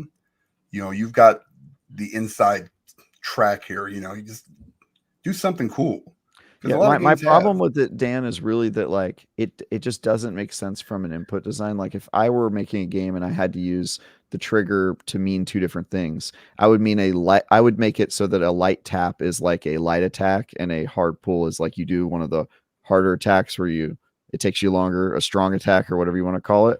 But it's weird that like half pulling the left trigger means you aim down sights and full pulling means you do something completely different. To me, that's like, it's not really like thematically met. So I don't really have a problem with the way Spider-Man 2 implements it, to be honest, because it's like different degrees it's like you're playing like a meter game. I get that. But I just have a problem with that whole feature where like they use one button to mean two things. And usually the things that you're assigning it to do, it's like, this could have been a paddle, you know, just put a paddle on your controller. Well, they make a lot of interesting choices, right? They use the touch button in the controller for gesture movement, which always feels like you didn't actually press anything and you hope it works. So that's bizarre. Like you push up, like you're swiping up to get your camera. You swipe down to do something else. You swipe left and right to do various things on that big touchpad button. I don't think anybody, even Sony, has primarily used it as anything but a giant button. So I mean, it's clear that Insomniac either wanted to or was directed to try to use all the features on the controller. That's fine, but I just don't think that they turn out very well. And yes, for me personally, being asked to pull the left trigger at various degrees of strength is maybe the hardest thing you can ask me to do. Mm-hmm. That's a good little exercise, a little continued therapy at home. You got PT. Yeah, you got PT right in your game. There you go, dude. Me and I haven't had a stroke. I mean, I can barely do it. I mean, I can imagine how tough it is for him. You? Well, probably. I probably had several, actually. Probably just had one like 2 seconds ago. I don't know. I just like to say Returnal is awesome, by the way. Returnal is awesome. I wish I do love Returnal. I really had the hardest part of that game was me learning the left half. Me too. Yeah, once I got that down, made the game like 50% harder. Yeah. I love Return. Man, I hope Housemarque does continues in that kind of vein. That was amazing. All right, guys, that's a lot on Spider-Man 2. We'll see. We'll touch in next week to see once you guys kind of finish it up, you know, where you landed on it finally. But yeah, another big release this week, and of course, simultaneously this week we got the biggest, well, not the biggest, but a big release from Nintendo in Super Mario Brothers Wonder, which is a return to their 2D platforming chops. And quite frankly, I will speak on this one. I'm not as far as I'd like to be, but I do have a few hours in it now. I think I've got maybe 20, 25 of the Wonder Seeds or whatever, few worlds down. I adore this game so far. Absolutely adore it. I am a 2D platforming kind of stan, you know, grew up with it, of course. Super Mario World, I continue to believe is one of the greatest. It's on my greatest games of all time. All-time favorite. Rayman Legends, Super Mario Brothers 3, you know, all those classic kind of 2D games. And this one so far is really kind of hitting the boxes of what I expected and wanted out of the game. You know, the early levels are pretty easy, but I can already see it kind of ramping up in terms of having the secrets on each level and different things you can discover, right? And I think there's just a charm to the game that Nintendo just does so well in this type of space. You know, I criticize Nintendo a lot on this show. I don't play my Switch often at all. I'm not a huge Nintendo fan nowadays. But I've been eagerly anticipating this one, and so far it is everything that I hoped it would be. And I just can't wait to play it more, honestly. I love it. I love seeing them return to this 2D space. I also think it's really cool that you have different characters that you can choose from to play as that have, you know, kind of help if your kids want to play, or younger children, right? Like for instance, you can play as the Yoshis and they're invincible. So you don't necessarily die. You can just kind of run around the level. There's co-op that you can play with your family, right? And online. And I think it's a really, really good example of a modern Mario 2D Nintendo first party developed game. They just do this thing better than anyone else. And I love it. My feeling with Nintendo games is always like, when you see a Nintendo game like Mario Wonder do something, it feels like it was always done that way. Like they've always thought through the implementation of what they're putting in. I love Mario Wonder's online, which is essentially just a kind of re-envisioning of a Dark Souls type online. You've got ghosts running around everywhere and they can help you from time to time. But it's just really well done. And there's a joy in feeling, and they put this in the tutorial messages a lot, that like those ghosts are playing this at the same time that you are. And it gives you that joy of like, yeah, we're all just elephants running around fighting hoppos and we're doing it together. And isn't that great? And if you fall down a pit, your ghost comes in, and if you touch one of the signs somebody left for you, you're back to life.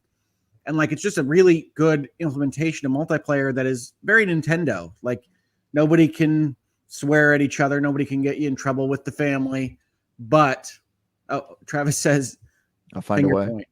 Yeah. You'll find a way. Yes. Well, it's a little less traumatizing than playing through Travis's, what was the game called from the Dead by Daylight people levels? Are you talking about Evil Dead or? No, I was talking about the one where you set that trap room where I could not survive more than 2 seconds. Oh, Mind the Maker. Meet your maker. Meet your maker. Yes. So it's less traumatizing than that, but I fully agree with Ains that it's great to have different character choices, and I like it better than like Super Mario Brothers 2 implementation because they don't have different powers. You're not fighting over, I need that long jump or anything like that. Yes, exactly. The same characters. They don't interact with each other physically, so it doesn't have the new Super Mario Brothers problems where you're just shoving people into pits and things.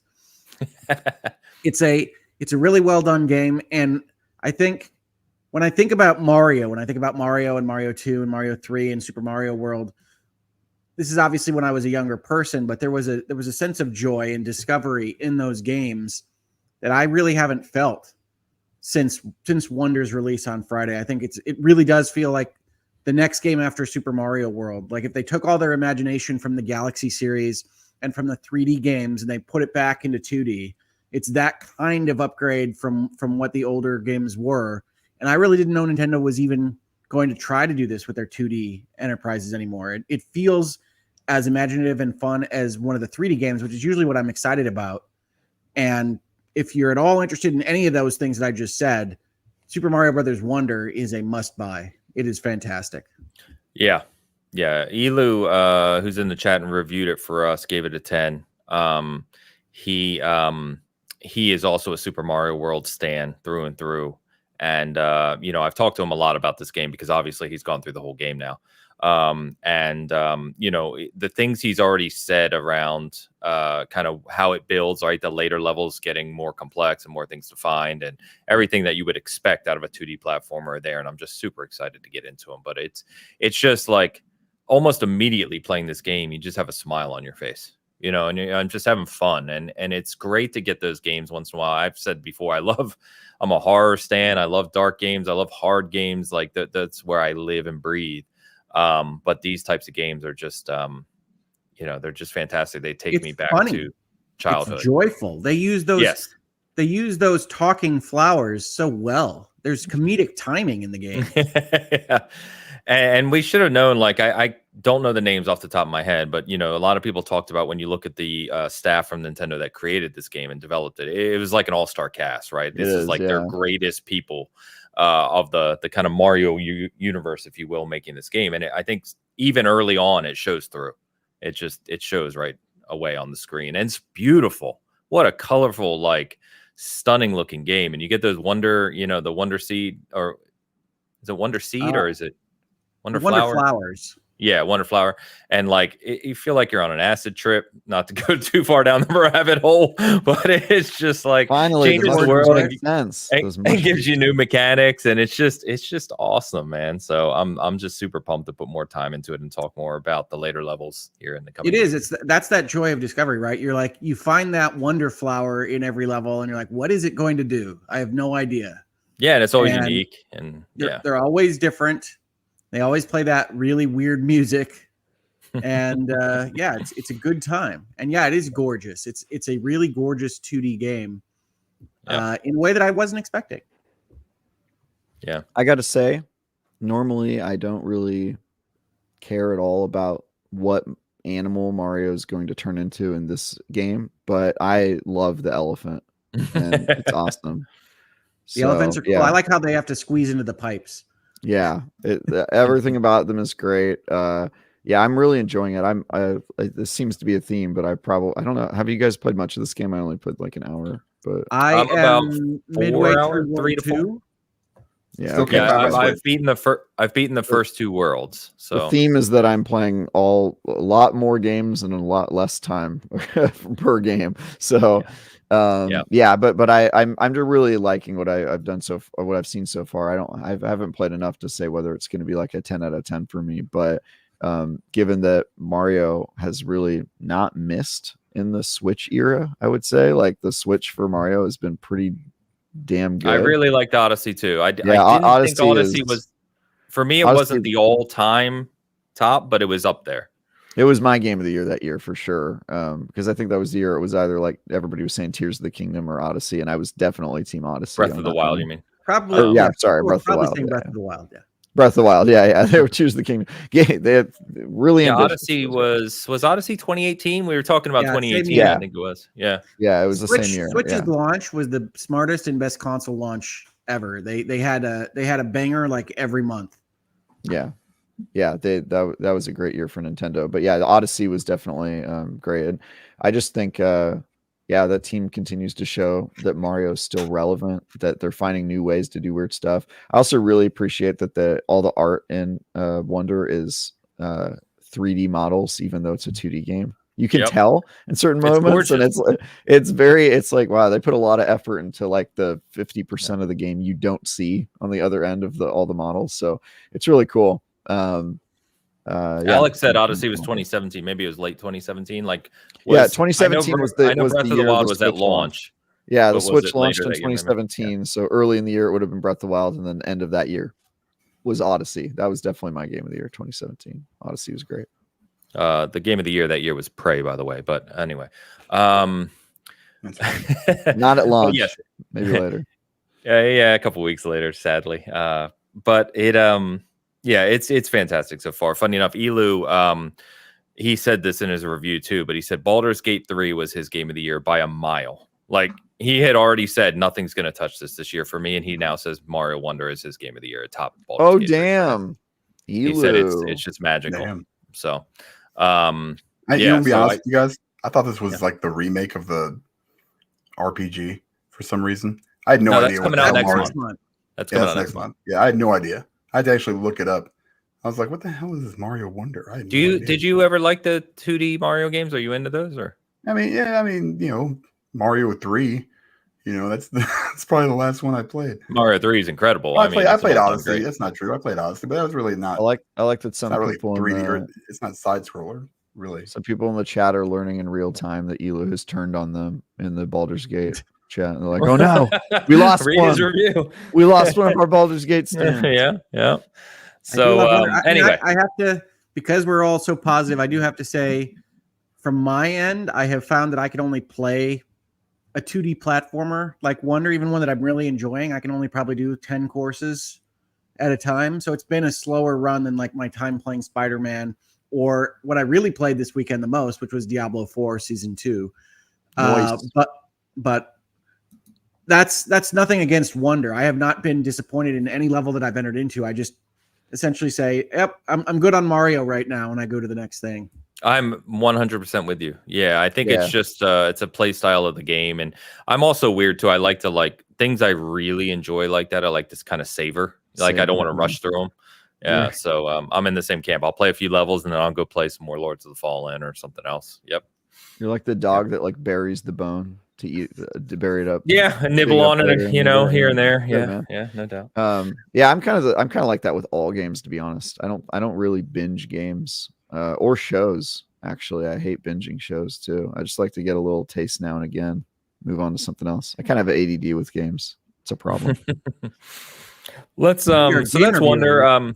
You're constantly called to play new things, right? So exactly, yeah. And when if I binge a game, it feels like work, because that's the work format. Is I just don't I don't chew my food. I just eat it all, and then I'm like, when I'm on my free time, I'm like, you know what? I just kind of want to float from place to place. Kind of have a taste of this. Have a little taste of that. It's nice to be able to have a little option variety. So that's Wonder. Like I said, you can check out Elu's review on the site. It went up, and we'll talk more about that obviously in the coming weeks as we play more of it. Of course, you gave us a nice segue, Hogue, to talk about a few of the updates to games that we want to talk about, including Diablo, Halo, and a couple others. But before we do that, let's get caught up on Super Chats, because we had some from the Spider-Man 2 conversation as well. Gecko Gamer, with the €6, would you rate Resident Evil 7? I think you meant 6, maybe 6. No, I think you meant 7. Because Hogue does like 7. Never mind. No, he's a 6 guy. I think it was a joke for 6, but it doesn't matter.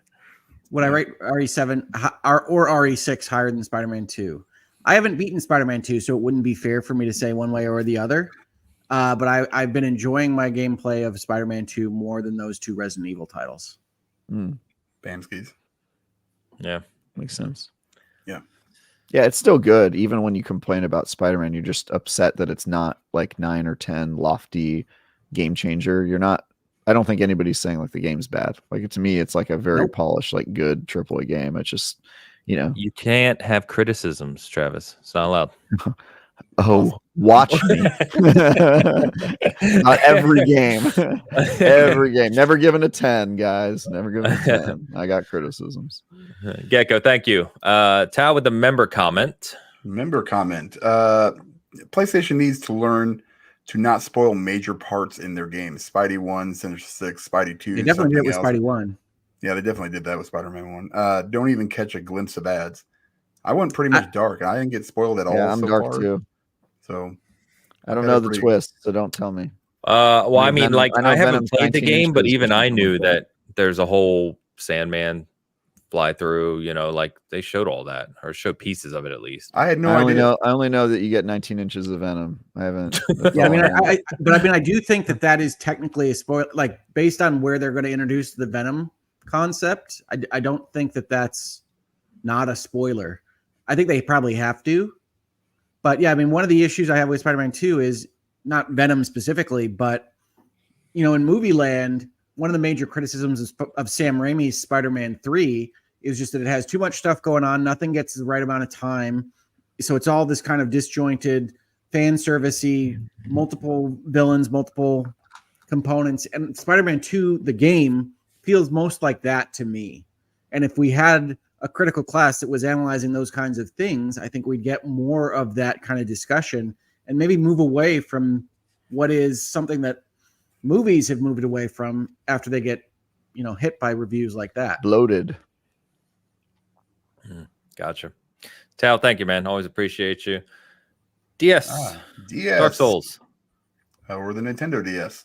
With the 2 pounds, Hogue is very edgy today. I love it. Edgy. P.S. I love Spider-Man 2.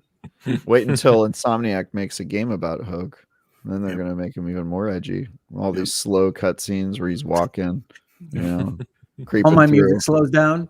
Yeah, creeping through small passageways to get to the next Oh, no. room. Not the crevice crawl. Great. Now, wait a minute. Yeah. I had 2 crevice interactions in Spider-Man 2, and I thought of both of you.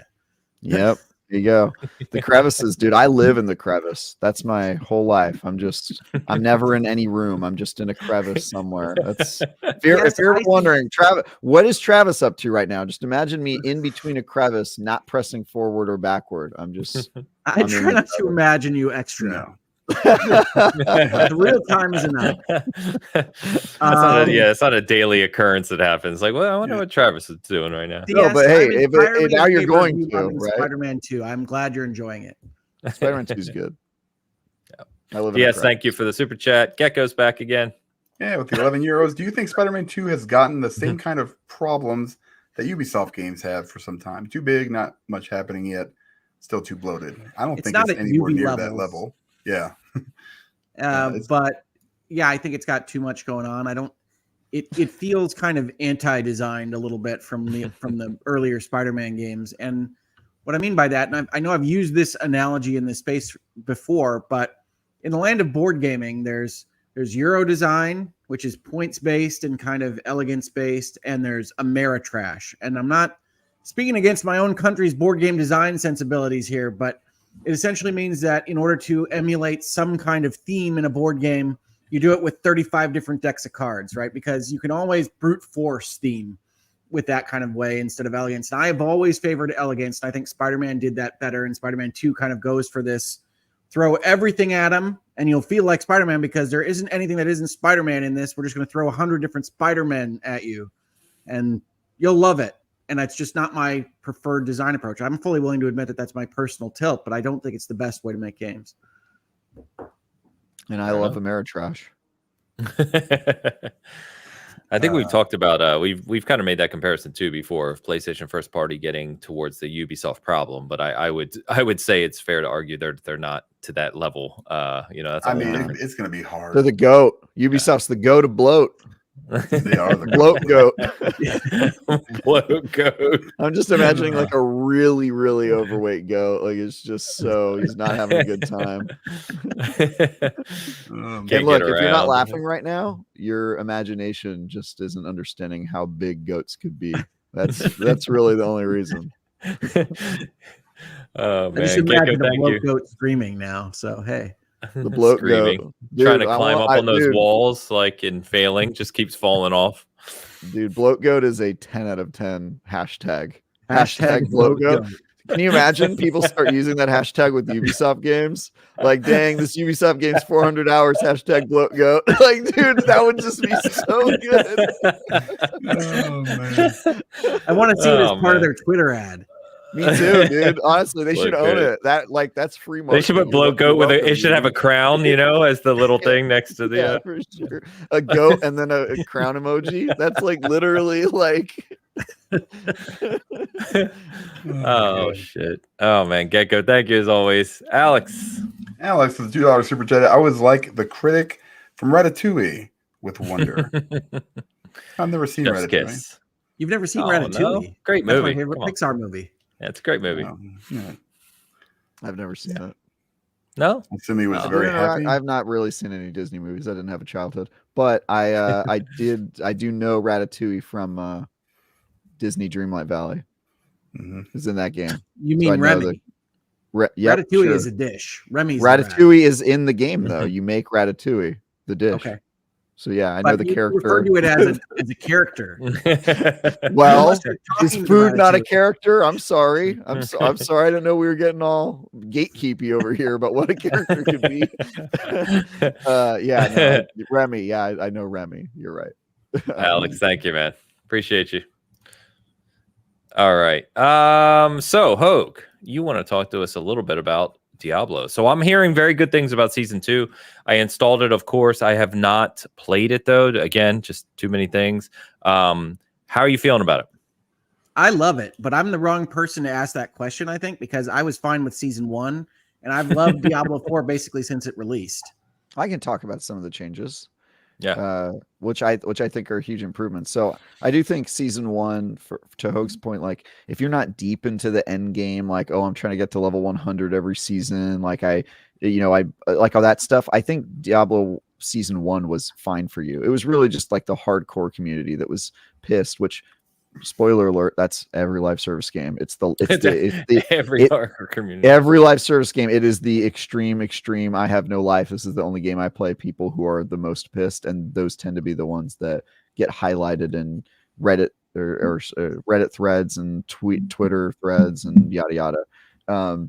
But I do think season 2 makes some really smart changes to make those people happier without affecting the enjoyment of the casual player, because that's a problem that other live service games have. Is once they start catering to the hardcore, they make the game less enjoyable for the average player. And then there's the question of, okay, who are you making this game for? Is it me or is it for streamers? And Destiny is a great example of a game that has that problem. It seems like increasingly they make it for streamers, and that makes it not feel fun for people that are more casual.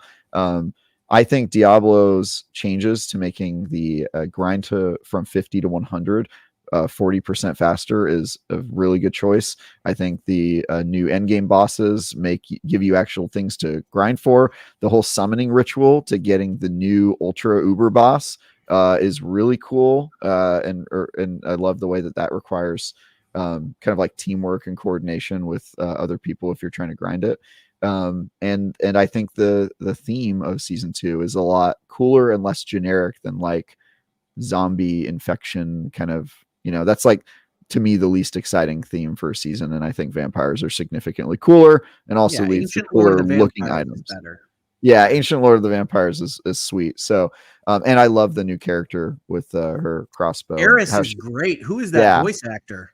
I don't know, but she's super cool, and I love that she like doesn't like you. She's like, "You're a vampire. I'm probably gonna kill you later, but for now, you can work with me." So yeah, I think season 2 is great. Is it going to take some time for Blizzard to get back that goodwill they may have lost for some players in between launch of vanilla and season 1? I don't know, but I can tell you this: season 2 is a significant step up, and I think proves that they came to play with their live service game. Like, regardless of whether you like season 1 or not, like they showed up on day 1 with live service aspirations.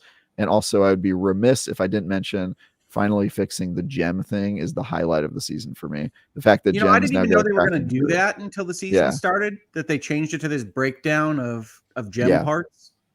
Yeah, they added it to the crafting bag, and it's huge. Also, I love Ains's frozen frame. Oh, you just missed it. That was such a good frozen frame. Did it correct, or am I still frozen? It corrected. Oh, okay. But yeah, for a while it was quality of life stuff. They have stashes everywhere now. The gems have changed. I really like the kind of essentially permanent Helltide in season 2. Is better than what it was in the season 1, because Helltides are only on a certain schedule. And then you had all these kind of missions to do things during Helltides that were really problematic for me, for someone who isn't scheduling their day around Diablo 4 items. And so one of the things season 2 does is they take the Helltide concept and they make it a blood harvest. Doesn't matter. It's vampires, right? And there's always one that's up. Oh, nice. You can always do the things in the season journey. and it's really well done. I also think that with season 1, they talked about having game-breaking builds and things that were possible with the Malignant Hearts, and I think they just went a little too, I don't know, normal, not wanting to break things. And with the vampire stuff, you get so many powers and you can do so many things that it really does feel like you can break some more stuff with the builds that are afforded to you. So I think season 2 is more fun.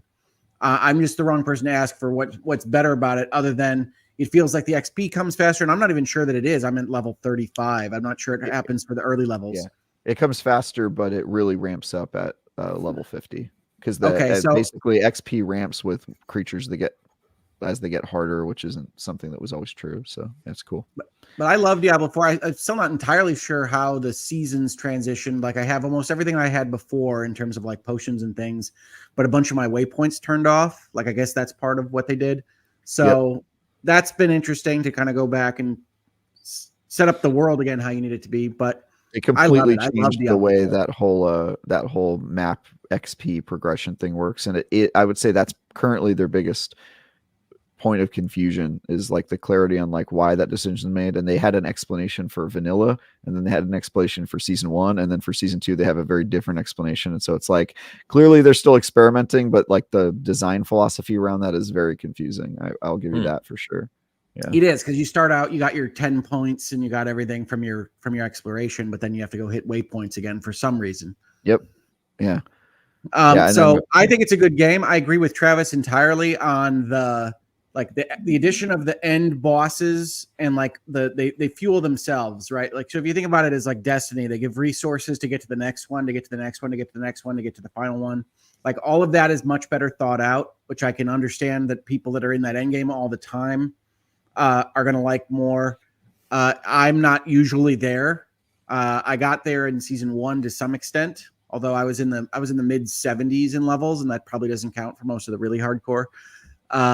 And now I'm back in the mid 30s. I'm back in the uncomfortable teenage years of your Diablo. Yeah, character. That's the worst part of the grind.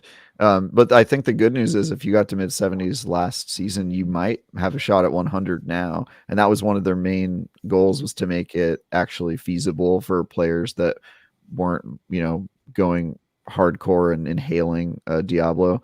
It is funny. I know that you're right, Travis, but I know that my timer also says I played Diablo for 5 days or whatever. It's like, yeah. Well, there's some people who played it like as streamers and didn't get to 100 in season 1. So that was an actual grind, especially level 90 to 100. Like, those levels took forever. And so it's just really cool to see them responding to feedback and having a plan. And I'm really excited for what this game's going to look like by the time it gets its first expansion, because it has a real chance to have its like true, not everyone is into the live service model and playing seasons, but if they come out with like a major campaign a year after the initial launch, and with all the changes they've made and their live service model chugging, oh dude, it's going to be what we call it in the Destiny community is the Taken King moment. Like, a year after Destiny came out, they did the Taken King expansion, which a lot of people thought was like when Destiny really made it, because that first year was so tough.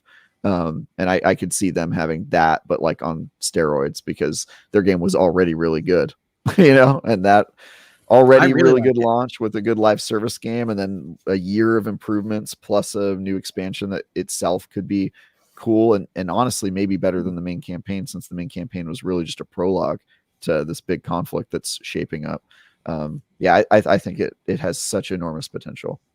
Yeah, I think. I love it.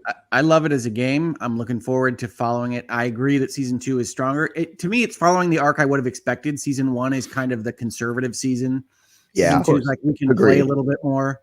And I would expect the seasons to kind of play a little bit more until we get up to that expansion. You got to give me Pallies, though. I would like a Paladin class in that expansion. Oh, yeah. I know you're watching Blizzard. I think they've already kind of alluded to the fact that they're not going to be adding classes until major expansions, and I would guess that those expansions are going to be themed around whatever class they add. And if you've been paying attention to the lore in Diablo, it sure seems like we could use a paladin-like cleansing. I would be very surprised if that wasn't the class they went with. But yeah, I need my probably going to be a little bit of a wait for that, at least 6 months. I was going to say, I honestly think it'll be longer. Blizzard is typically slow with full expansions. The seasons they'll continue at cadence, but well, apparently they were working on this expansion like well before the game launched. I know, 5 months before the game came but out. it's Blizzard. So. It's Blizzard and it's Diablo. Right. But I mean, Diablo they give 2 me and seasons that are good, I can go a couple of years before an expansion. Just keep this rolling. Yeah, I was going to say Diablo 2 and Diablo 3 are still played today, right? I mean, like Diablo is a long-term franchise for them. 4 will be around for many, many years, so they'll just keep working on it. The one economics tweak I would make is that I really do prefer it when the battle pass has enough of the premium currency to buy the next battle pass. In it. Of course. Yeah, never going to happen. I don't think so. Why? Why is it never going to happen though? Because profit. Fortnite does okay. Fortnite does okay.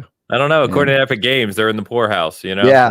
They just laid off all their staff. Poor Epic Games. They're rough right now. Well, they spent money on a damn fool idealistic crusade that they took to the Supreme Court. Multiple, I would say. Hey, they got to pay their lawyers somehow, man. They do got to pay their lawyers somehow. Battle pass blood of the innocent.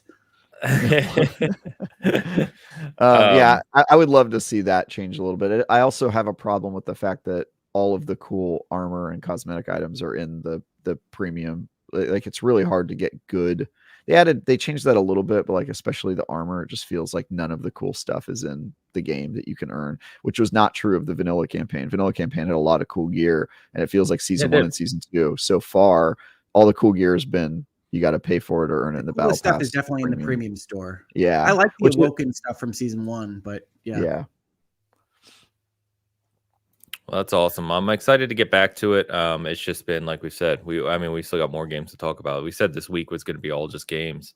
But yeah, Katie Cotton in the chat, who is in our Discord as well, talking Diablo all the time, really enjoys it, and she's very positive on season 2 as well. So pretty cool. Season 2 is strong, and chat. Find me who the voice actress is for Eris, not for Destiny. I like all Erises apparently. The Eris in Diablo. Hilo said, well, it's not Megan Fox, thankfully. Oh, no, it's not. How do you know? Maybe she took voice lessons and she got It doesn't sound at all. We know she didn't. Yeah. We know that did not happen. You know what? Believe in Megan Fox a little bit. She like all of us, she's working her way through a crevice. All right. It's the crevice Gemma of life. Chan. Yeah. The crevice of life. The crevice of life. We're all just in a loading screen from one room to the other. Working our way. Alejandro on Hoke Channel says it's Gemma Chan. Is that right? Gemma, but yeah. Is it Gemma or Gemma? Gemma, I would think, right? Gemma. It's Gemma. Gemma's Gemma's a real name. British Gemma, name. okay. Yeah, British name. Gemma. Okay. Well, someone said Gemma Aderon and someone said Gemma Chan. I don't know. Is that the same person? I don't know. Probably. Yeah. Okay. No, she's in the Marvels. Oh, okay. Cool. There you go. Cool. Let's get a couple super chats here. Don Leinert with the $5 super chat. Hello, Bit Friends. Don. Personally, I'm saving my PS5 games, Spider-Man 2, Assassin's Creed Mirage, for the holidays as I fly to the family and I don't have my PC. Have a great day, y'all. All right. Nice. Thank you, Don. Good to hear from you. Glad you're doing well. And of course, Debbie W. Debbie W with $10 super chat. Nope. I totally didn't spend 30-something hours playing Hang On Balls this week and didn't 100% 3 of the maps and 90% of the 4th. Nope. Totally did. Unironically. Thank you, Rick and Ains. Time to get back to talking about balls, boys. Listen, I'm never going to forgive you for spending $24 on that game. No offense. I never told you to do that. You did that on your own. You recommended it. Not to you. How great it was. And I was like, okay, you didn't not recommend it to me. So you kind of. No, I was talking about how good the game is. Rick, you did recommend it. No. I recommended it to people, not Dan. I mean, that doesn't. All right. Well, I also bought it. Say, hey, don't. I don't think I disliked it as much as Dan, but I definitely was like, I don't know if I get this. No. It's okay. They're uncultured Bitcast again. I'm telling you. So I'm just no. Swedish balls. I don't understand what's happening. Like, there's no Tell me something. I just sleeping on Bang on Balls. I would love to. That would be really such a is funny just review. explaining. It really is just exploring areas. I mean, I said this. It's a collectathon 3D platformer. That's it. And you go through each level that is based on loosely, comically based on some event in history. And it's a blast. But I love it. Why do I have a sword and then not use it? Why can't I use my sword? Decoration. It looks cool, But Dan. if I get a tomato, I can throw the tomato. You use a sword, but I use one of those multicolored pens. Right. There's no Puerto Rican flag. I've looked several times. There was a Puerto Rican flag. You know, there is not. Go back and look. If it's Ohio or if it's Texas, they're not the same. There's a sub menu. There's no English flag either. That doesn't make it a bad game. Makes it a better game. Honestly, it just went up a point in my book. All right, look. Bang on Balls. Check it out. It's awesome. Don't listen to it. Don't waste your money. It's amazing. It's like 98% review on Steam. Steam reviewers, you know, and they know what they're talking about. People have no taste anymore. I think they also gave a 90% to Postal 4. So let's not get crazy on the Steam reviewer. I think it actually is. I think it has really positive reviews. It's like a bunch of incels being like, "Yeah, the game's awesome." Yeah, but yeah, it's it really is fun. Like I said, it's a very specific type of game, but it doesn't take itself seriously at all. It's just a goofy ass game. It's definitely goofy. I'll give you that. It definitely is goofy. Yeah, I finished the Viking level. You get I don't want to spoil anything, but there's a big boss at the end of the Viking level, which is amazing. And then you actually start to get abilities as well. So I'm in the second level now, which is one of those swinging your sword that you pick up. Well, kind of, yeah. But I went to the space race now, so now it's the USSR versus America, and you're building rockets, and the one side of the world is America, the other side of the world is the Soviet Union, and they speak in accents, and it's just comical, man. It makes me laugh every time I play. Fun game. Glad you enjoyed it, Debbie. But good on you, Papa. Debbie. Papa with a $10 super chat. All these amazing new game experiences in my ass is playing Halo Infinite, Cyberpunk 2077. Phantom Liberty is excellent, boys. Love it really is. It is. Yes, it is. I need to get back to that. Yep. Pomp, yeah, he messaged me last night. He finished it. I won't spoil anything, obviously, but there's multiple endings. And yeah, he just loved it. And I said, yeah, man, it's incredible. Love it. Idris Elba's having a day in Phantom Liberty, man. Yeah.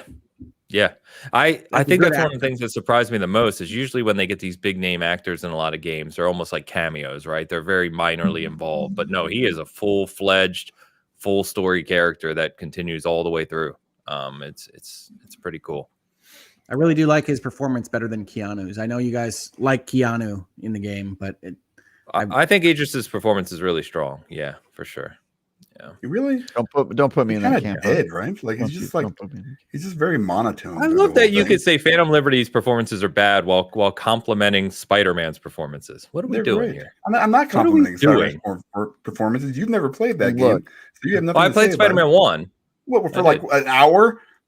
You played it for like an hour. Let's go check the numbers. Dude, I need a versus between Ains and Dan. We're tearing the old Bitcast family apart. This is great, Hope. Look at the chaos we've wrought. I'm not saying it was bad. I'm just saying it was very here. This is Idris the whole time.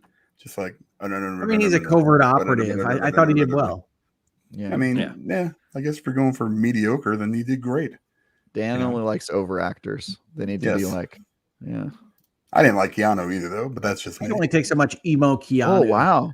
Three that are kind of lukewarm on Keanu. I think there were better characters in Cyberpunk than Keanu and Idris. I think for sure there were. For sure. Yeah. So, I mean, Cyberpunk's got great characters. I mean, I think even in Phantom Liberty, you could argue Songbird is better than Songbird's Idris. great, too. She's good. She's great. Yep. I need to get more time. I just got to the DLC and then I had to go do other things. So yeah. I mean, yeah, you got to play it, man. You got to play it. My dance cards. I love Phantom Liberty. Yeah. Thank you, sir. And Debbie's back. Debbie, it reminds me a lot of Anthem. I should have done those super chats in a different order. So sorry. Bang on balls. But yeah. Yes. Certainly not. Yeah. No. Yeah, that's right.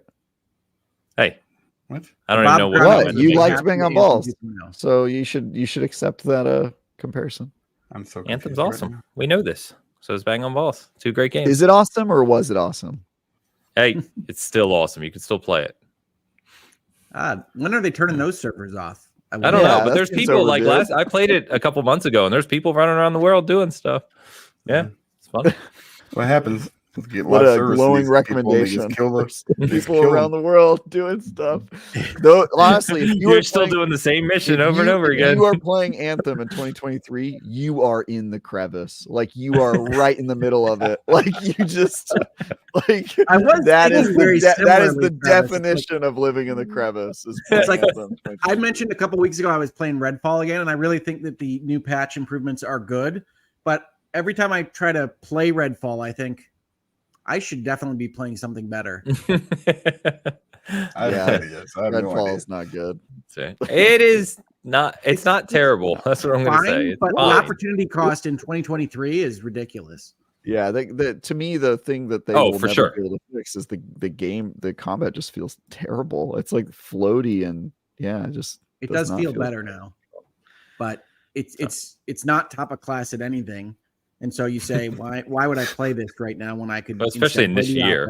That's the problem, right? Yeah, maybe if release next year, it'd be good. Who is Google man? Travis does not rhyme with crevice. That's not. If you really try, you really. I mean, I guess you can make it rhyme. I don't want to. Yeah, I think it rhymes. I think it rhymes. Oh my god. So Pompa mentioned I want to talk about, of course, Halo Season 5 being kind of rocking this week too. So Diablo Season 2 and Halo Season 5 launch on the same day on the 17th. With very earlier this week of success. Are you going to talk unintelligently about Halo again, or? I didn't say anything. Talk intelligently about Diablo. And Diablo did have Diablo had a delay in its season because they had issues. Yeah. No, I know. I'm just giving you shit. Actually, I do have a comment about that, which is like I was like, you know what? I'm going to show Ains. I'm going to play Halo Infinite this week. I'm going to play it when the Season 5 comes out. And I had like it all marked off on my calendar, and I was like proud of myself. I was like, yeah, feeling good about it. And it totally didn't happen. But I feel really good about myself that I cleared time to make it happen. For like an hour, like what's that going to do? It didn't happen. I didn't go along.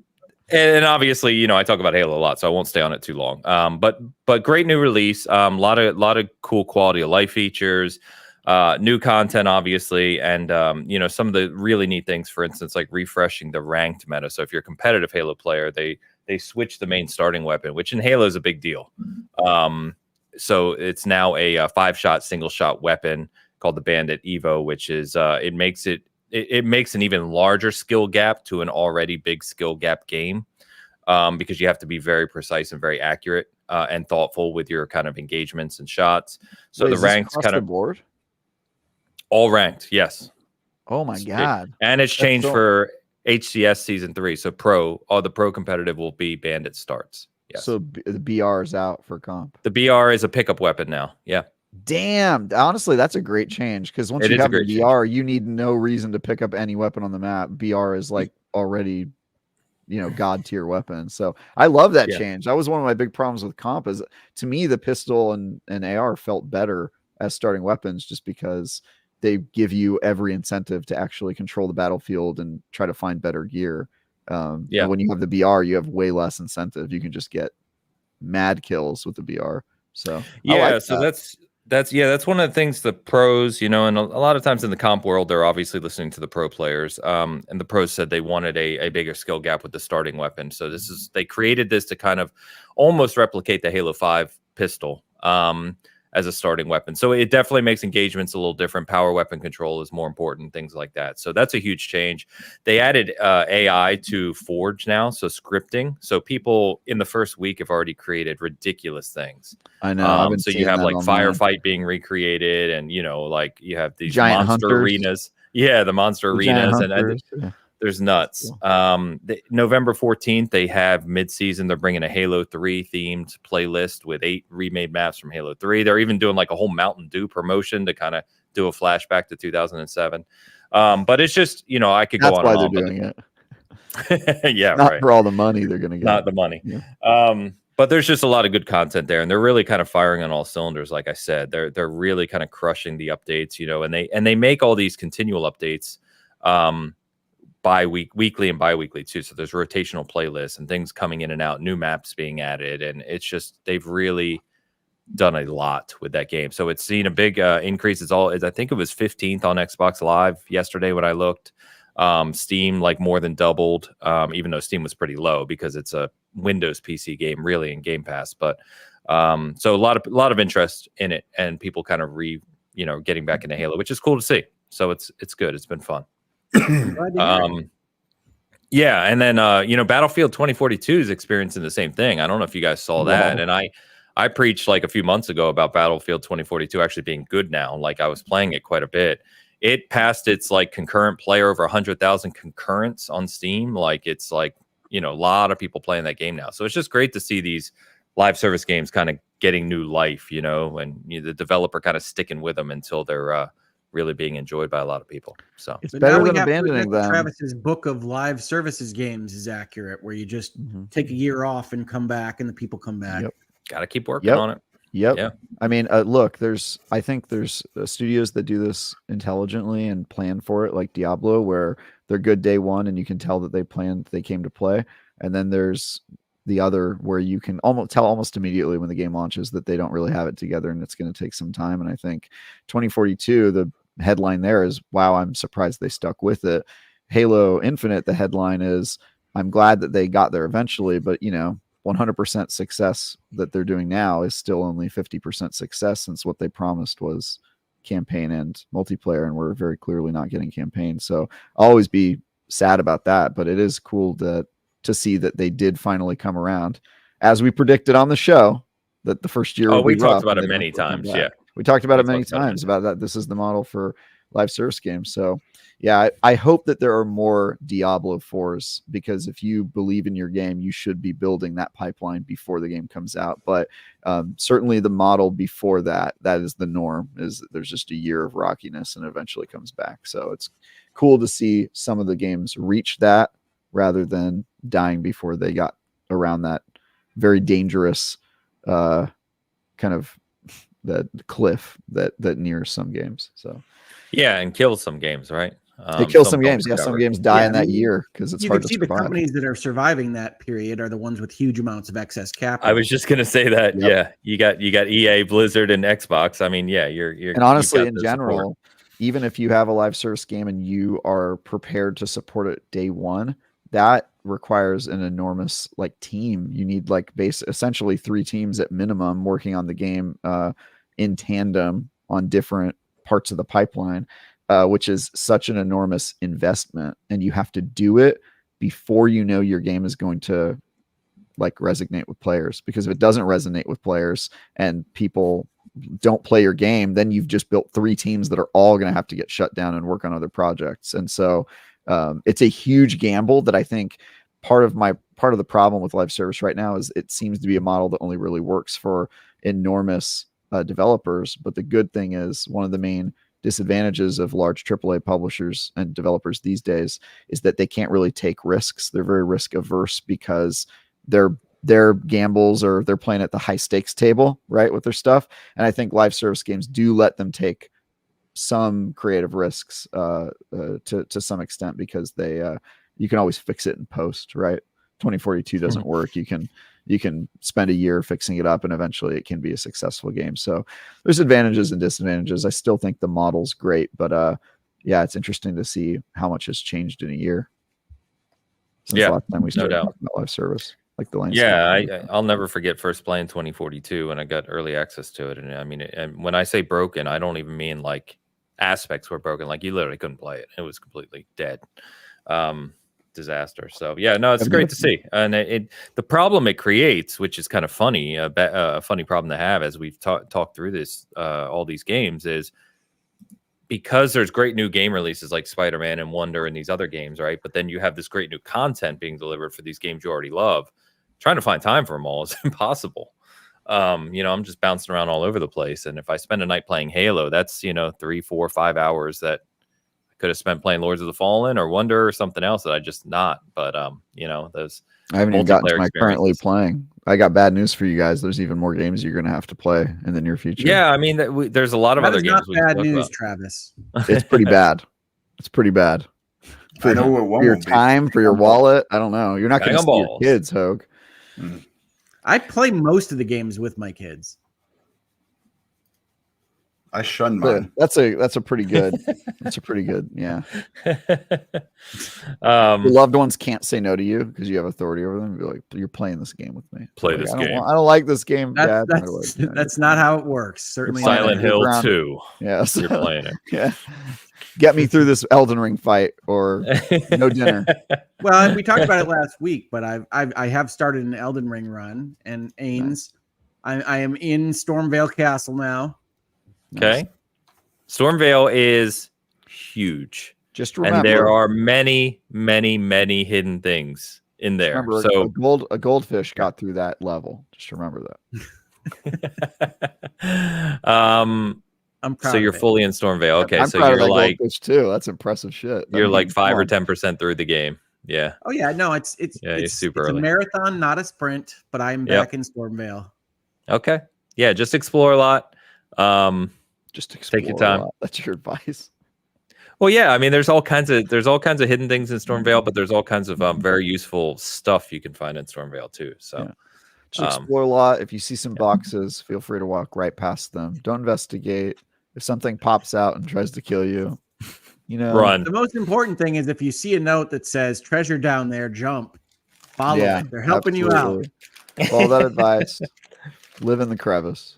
And there is without spoiling anything, there's huge implications to the story of Elden Ring with secrets deep in Stormvale too. Like I literally missed the first time I played the game, over 100 hours that I missed. So there's stuff like I'm watching someone do a playthrough now, and they're in Rhea Lucaria, which is the second legacy kind of dungeon, the big place.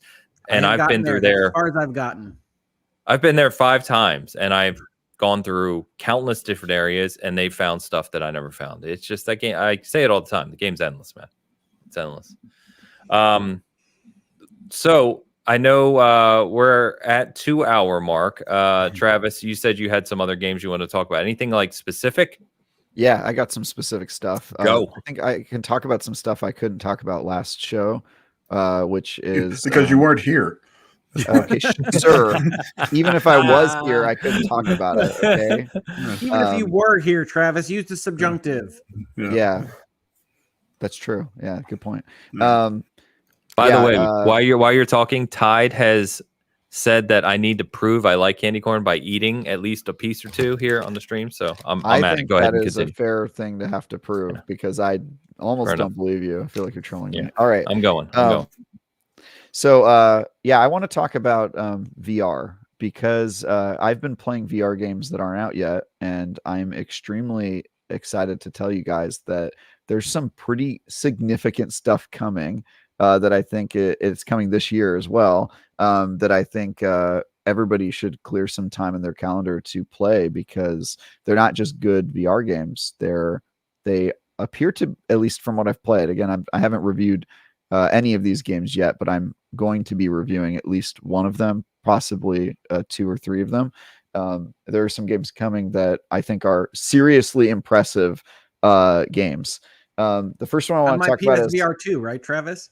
Not on PSVR 2. In fact, none of these titles are available on that platform, which is part of the fun. If you have a PSVR 2, sorry, your platform is still bad. But the MetaQuest 3 has sort of reignited a lot of interest in developers in making some cool experiences for that platform. Today, I can only really talk about one of them, which is Assassin's Creed Nexus. If you don't know what this game is, it is a full Assassin's Creed game made entirely in VR. And when I say a full Assassin's Creed game, I mean like literally a whole Assassin's Creed game. Like Valhalla or Mirage? Valhalla or Mirage? Yeah. I had the same question, Dan. Well, that's an interesting question. So you play the game as 3 Assassin's Creed characters: Ezio from Assassin's Creed 2, Connor from Assassin's Creed 3, and Cassandra from Odyssey.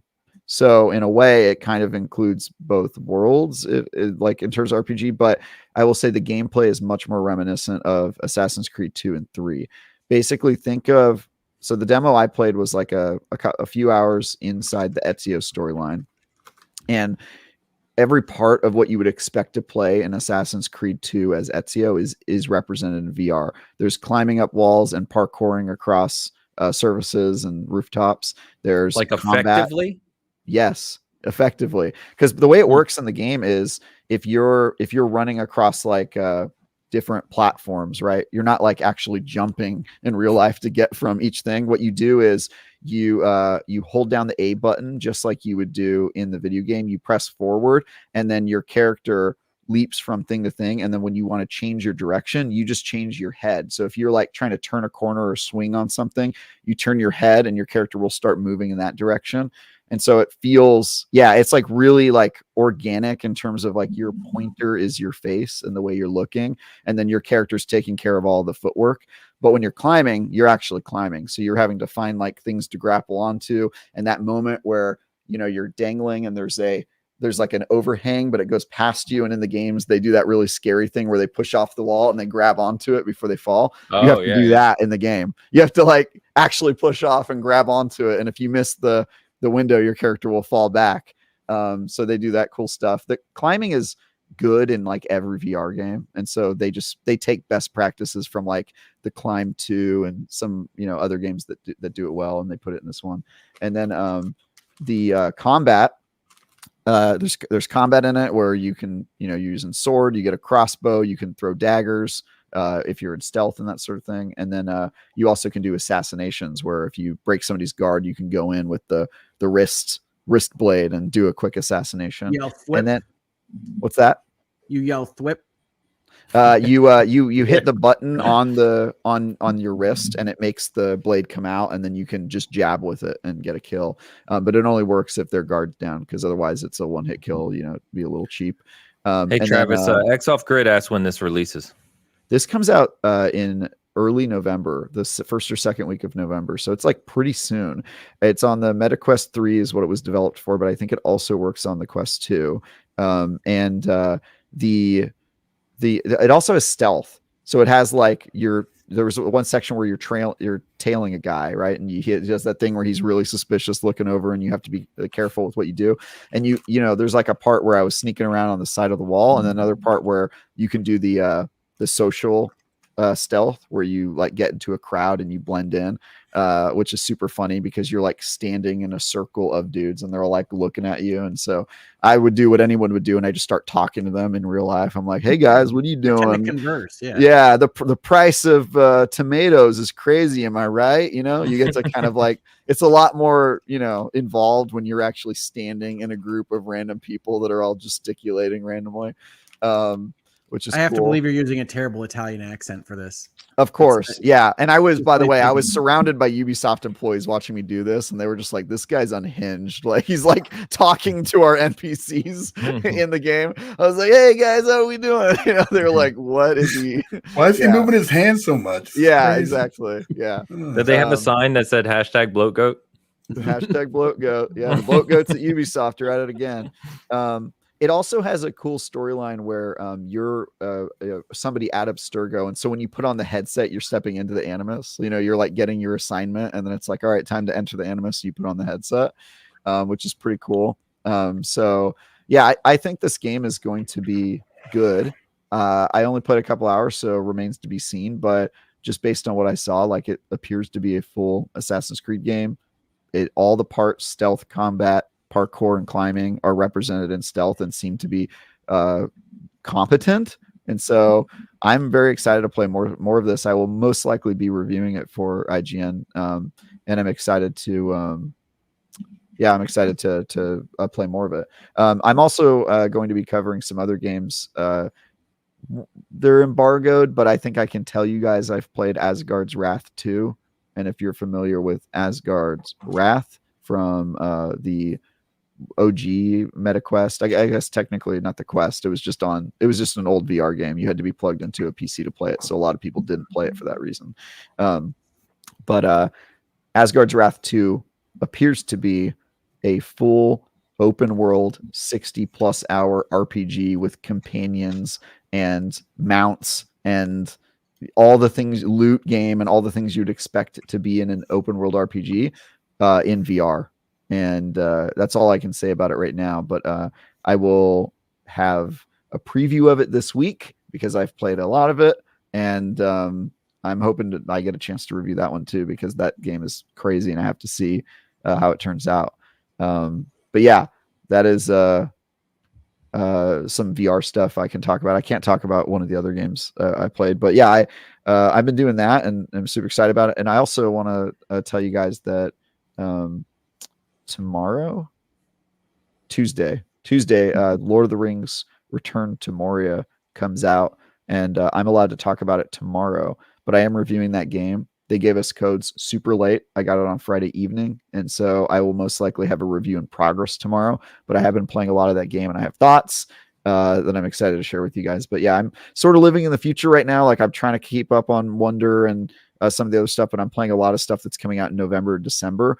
And I'm very excited for it. And this year isn't over, I guess, is what I'm here to announce. Because I kind of thought it was over. Like, I got 19 reviews this year, and I kind of thought I was never going to get to my record last year of 25. But now that I've seen the calendar and gotten some of my assignments for the rest of October, November, December, there's still a ton. And some of these games are huge. Like Asgard's Wrath 2 is going to be enormous, and it comes out in December. Assassin's Creed Nexus might end up being like a really good VR game. It's coming out next month. So, like, it's crazy how the hits keep on coming this year. But yeah, I've got a lot more stuff to cover, and I want to tell everyone here, if you have been sleeping on VR like me, because there really hasn't been a ton of good stuff. There was like a Walking Dead game after I still love Half-Life Synapse. Alyx.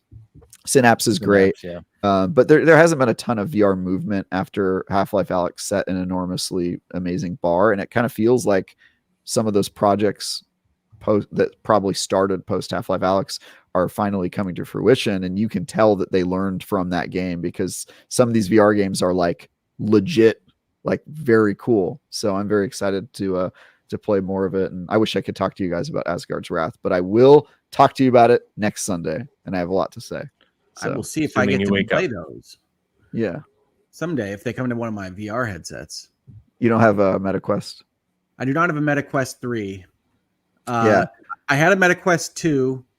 I basically let it languish when Facebook started asking me for account information. I know they changed some of that stuff up later. They did. Yeah. But I haven't turned it on since. And Yeah. I didn't even know there was a MetaQuest 3 until you mentioned it 2 weeks ago, I think.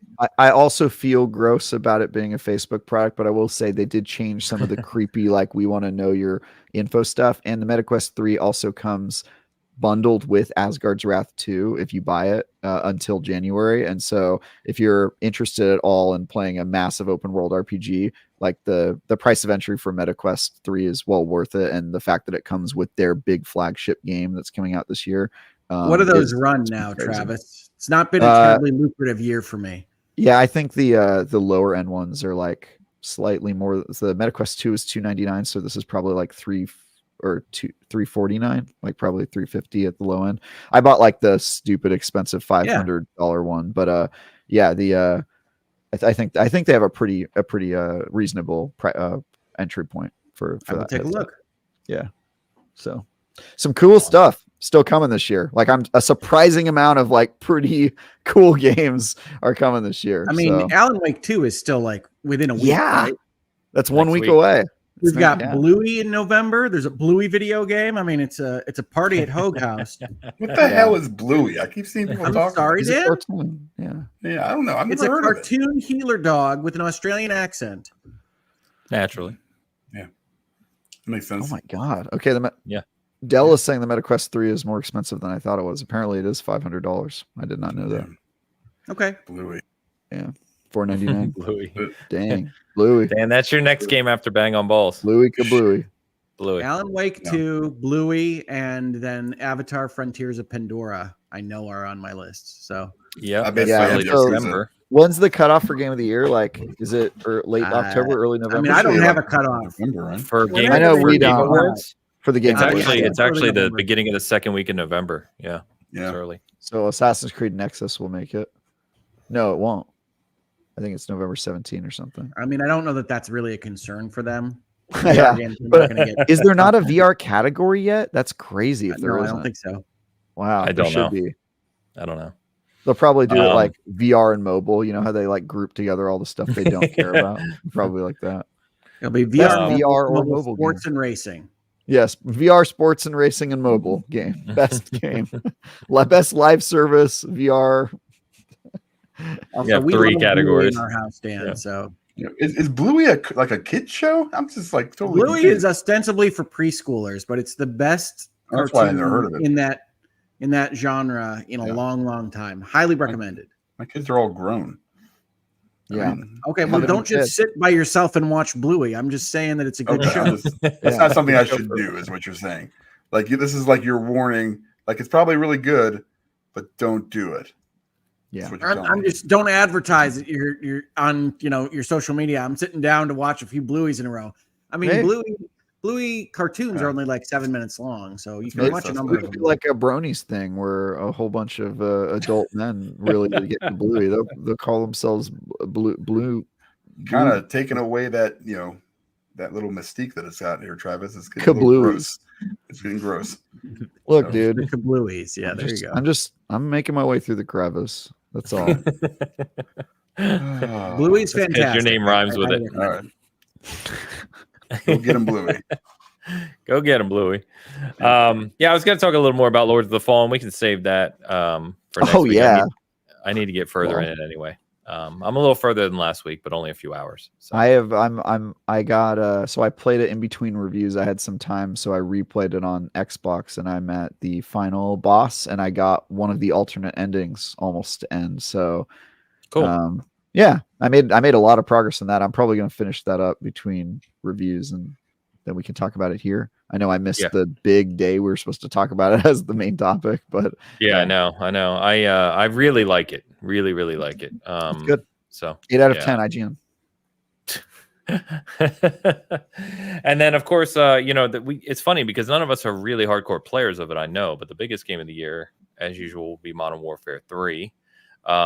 Which is coming out here in a few weeks. They had the open beta and everything. I just wanted to call out that Phil Spencer was on the Xbox podcast, the official kind of Xbox podcast. I watched interview. About Activision-Blizzard, right? And they asked him some of the obvious things that we talked about last week. Travis, you missed it. But we were talking about like what to expect now that the deal is finally closed. And one of the things we said last week, expecting Game Pass games.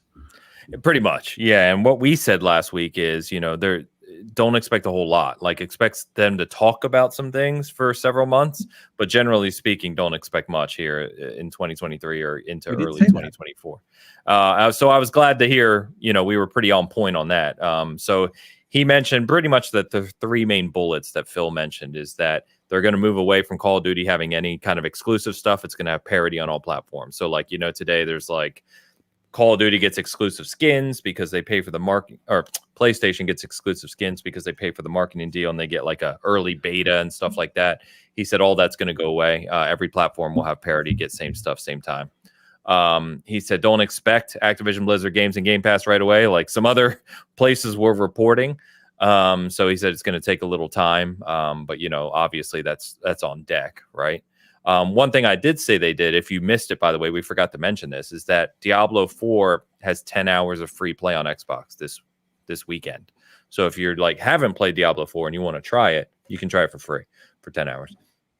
And then he also commented and said, obviously the team knows that Activision Blizzard has a ton of IP, right, that they now own under their umbrella. And there's a lot of requests for certain games to come back. He said his goal is to speak to all the teams. He was at King this week, I believe, and a few of the other studios, but he wants to see what like those studios have a passion for, basically. So he said, he would much rather take the approach of seeing what the teams want to work on, and take it from there. So as we kind of said last week, it's going to be some time. People who are thinking they're going to get announcements for new games and everything in Game Pass next week, you're way ahead of yourself. It's going to be a while. So, but it's a good interview. If you haven't listened to it, listen to it. It's always good to hear pretty candidly from him. And it was a good length. I want to say 25 minutes, something like that. Mm-hmm. So, it was good. Was good.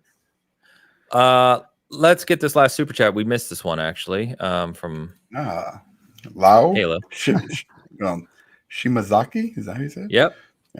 500 yen. Awesome seeing yen, dude. I don't know the last time we saw yen on a super chat. That's cool. It's been a while. I've been having lots of fun with Halo. I just wish Xbox had more presence here in Japan. You and Phil Spencer. Yeah. That's awesome, Lau. I'm glad you're hanging out with us, man, from Japan. That's fantastic. Thank you for the super chat. Yeah, that's obviously been an Xbox thing for a very long time, right? Like I know there's a dedicated Xbox community in Japan that's just very small.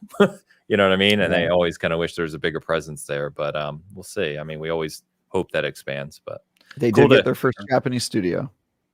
Yeah, they have Tango now. Tango. Yeah, so kind of a big deal. Actually, I think Activision also has one, so they might actually have two now. I need to check. I don't know the full list of Activision studios off the top of my head. I think Activision does have a Japanese studio. Yeah. Shame that Shinji left though, Mikami from Tango, but regardless, they're in good hands. Coming off for sure. Coming off of Hi-Fi Rush, I think they're in good hands. Yeah. Also, I love to see you playing Halo, representing for us over in Japan there. Let's get that Halo presence out there. Appreciate it. Thank you, Lau. Good to hear from you. Appreciate the super chat. He's the best Halo player in Japan. Hey, he might well be. We don't know. And then Shush, member comment. Space Marine 2 is 2023, but no actual date. That game looks awesome, by the way. That means might be 2024. Yeah. I do agree. It's probably true. Yeah, but it looks great. I'm super excited about that game. It looks like a big Gears of War Warhammer game, which looks cool. Yakuza's coming out here in a couple of weeks, I think. What is? I'm sorry? Yakuza. Yakuza. Like a dragon. The Gaiden. Okay. I always, because there's so many different variations. The man who has no name or some whatever the hell they call it. This is the second Yakuza game this year. This is between because Ishin came out, I guess. Ishin came out this year. Yeah. It's they pump them out, dude. Yeah. And Ishin's on Game Pass now, by the way, too. We'll play Ishin. It's good. Yakuza Mirage. Oh my god. Wow. But most importantly, right, that comes with the Infinite Wealth demo. So yes, it does. That's why I'll be picking that one up. I'll be picking it up because Kiryu is awesome, and Yakuza is awesome. But he's not as awesome as Ichiban. Wait, is the man who erased his name Kiryu? I mean, is that a reference to Kiryu? That's him. Okay. Yeah. Yep. Keep up with the complex story. This is what happens between. Come on, Ho. Between I know he faked his death. Sorry, but I mean, I don't. I mean, that was like 10 years ago, man. I know. Yeah, so that's not a spoiler. I know. Yeah. He's still catching up, Dan. You know it better than me, Hogue, so don't feel bad. This is between 6 and Like a Dragon. So this is what happened between this and the other game. It is an important connective tissue. Yes. Yeah. Between 6 and Like a Dragon. Okay. I'm just looking forward to Like a Dragon. It does give you a little bit of a spoiler about what happens in Like a Dragon, though. So if you haven't finished Like a Dragon, maybe don't play tough shit. I mean, after a year, I think spoilers are off the table, so I don't really care. So just so you know, if you ever tune into this show, I might say something. I'm going to be like, hey, and then you're like, why are you spoiling it? I'm like, listen, you had a year to play it. Right? Kiryu Kazama is not dead. There you go. You heard it here first, folks. That's right. Exactly. All right. Yep. So next week, boys, we get Alan Wake 2. The hype about it is very high. I know Hogue's pumped. We're all pumped, but supposed to be incredible. So I'm very excited to see. Someone earlier, by the way, as we were talking about storytelling in Spider-Man, someone mentioned Alan Wake 2 and said, we'll see in terms of storytelling if Remedy has their chops up on that one. So I think Remedy's one of my favorites. I mean, assuming that they're on pace with what they did with Max Payne and Alan Wake, it should be fantastic. I would prefer it to not be the storytelling of Control, but a lot of people like that. I knew that was coming. By the way, let's do our quick check-in before Alan Wake 2 gets here on our Game of the Year awards bet. So, yes, awards as of right this second, Ains. With Spider-Man 2 behind us. This list feels so outdated now. It sure does. That's why we did it early, though. We knew it would be. So we all, just a reminder, all 4 of us have Tears of the Kingdom. All 4 of us have Starfield. Yeah, that was a mistake on our part. Huge mistake. Yeah. Yep. Those are the only 2. Was a good idea, but Starfield, I don't think so. And Baldur's Gate, I think I put on mine, so I'm feeling pretty good. You know what we should do? Well, Pick Starfield and just throw it out, and then everybody pick a new one. And then Starfield's going to be nominated for Game of the Year, so I'm not taking it out. I think it might be, yeah. I think it might be. You really think it will be? It really depends. Are they going to stick with 6? If they stick with 6, I don't think Starfield deserves a spot. But if they nominate 12, I could see that this year. I could see them. Yeah, it's crazy. So, Spider-Man 2, and obviously you guys are still playing through it, but it's a 91? 91. Is that right? On like Meta, Open Critic, whatever. Yeah. So, Travis, you're the only one who does not have Spider-Man 2. I stand by that. Okay. All right. So now I got to hope that Spider-Man 2 is on there because I'm the only one that doesn't have Baldur's Gate 3, which is a huge mistake. Yeah, huge miss. You're getting that one wrong. I mean, I don't think you remember Jeff Keighley this is his show, right? I mean, I know, but I just can't. I think, but here's the thing: Jeff Keighley isn't the one choosing; it's a panel, and I don't know if that panel. I mean, they're positive on it. There's too many other games. I don't know if it's gonna. I just keep looking at it.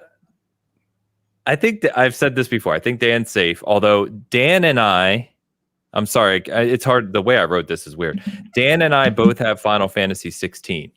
I don't think that's gonna make it. Hogue and Travis do not, but Hogue and Travis both have a random indie game, which I don't know if we'll make it, which is Dave the Diver and Sea of Stars. Yep. But honestly, the fact that I have 2 games I know are going to be on that list and you only have 1, that's why I think you're screwed. Because I have 2 games I know are going to be on the list. The only thing though is I have Diablo 4, which I still think is going to be on the list. I think there's a better chance now than there was. But honestly, the panel that's voting, if it's on the list, you can thank Ryan McCaffrey because I know he nominates and that's his game of the year right now. So yeah. All right, go McCaffrey. Do I have that one too? Are you the only one with Wonder? None of us have Wonder. Have that. Yeah, screwed that one. I got Tears of the Kingdom and Baldur's Gate, so I'm feeling all of our lists are going to be so bad. The winner's going to have like 3 right. You know what I mean? Like, yeah, none of us have Wonder. Diablo 4. I wouldn't be surprised if Tears got swapped out for Wonder at the end of the day in terms of voting blocks. I don't think so. Yeah, I don't know. And Travis is the only one without Diablo 4 because you went with Star Wars. Yeah, and I actually stand by that. I think Star Wars has a better chance of getting nominated. Doesn't Travis have Street Fighter on his? I do. Yeah. I honestly, I told you this before, Travis. The more the year goes on, the more I'm feeling more comfortable, even though I don't have Baldur's Gate 3, which is a lock. Read your Baldur's list. Gate 3 is a lock. Read your list. Your list is rough, dude. It is. But you have Star Wars, Street Fighter 6, and Dave the Diver, all of which I don't think are going to be on there. I think Star Wars will get on there. No, there's no way. Not even a chance. I think it has a better chance than Diablo 4, and you only have one game you know is going to be on the list. One game.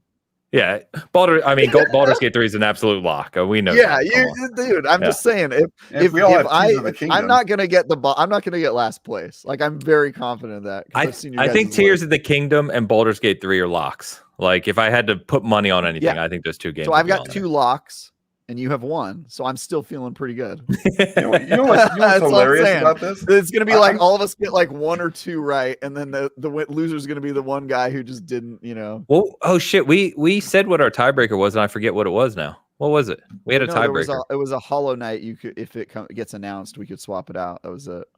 Oh no, who had rolled credits on the most games that got nominated. That was that's not what it was. Yeah, that's what I think it might have been. Yeah, that's what mine was actually that the tiebreaker should be that you had the Game of the Year winner on your list. But I think that's what it was. Yeah, but that means I'm going to lose too. Better. Yeah, dude, I'm feeling even better. It's going to be Baldur's Gate 3. No chance. This whole thing actually started as a way to get me to play Oxenfree 2, and now I'm like the one that's probably least worried about it because I think honestly, if I look at this list, I think Dan's in the best shape.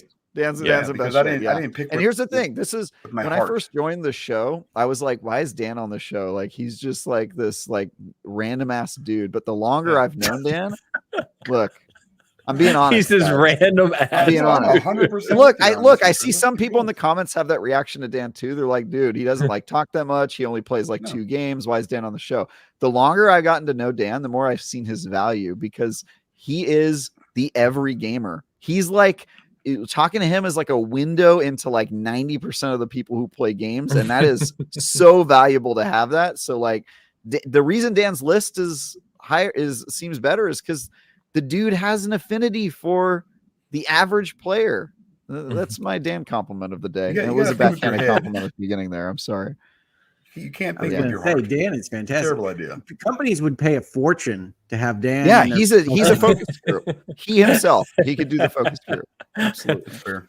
I really need to get into that. Yeah, hashtag Dan Stan. Dan Stan.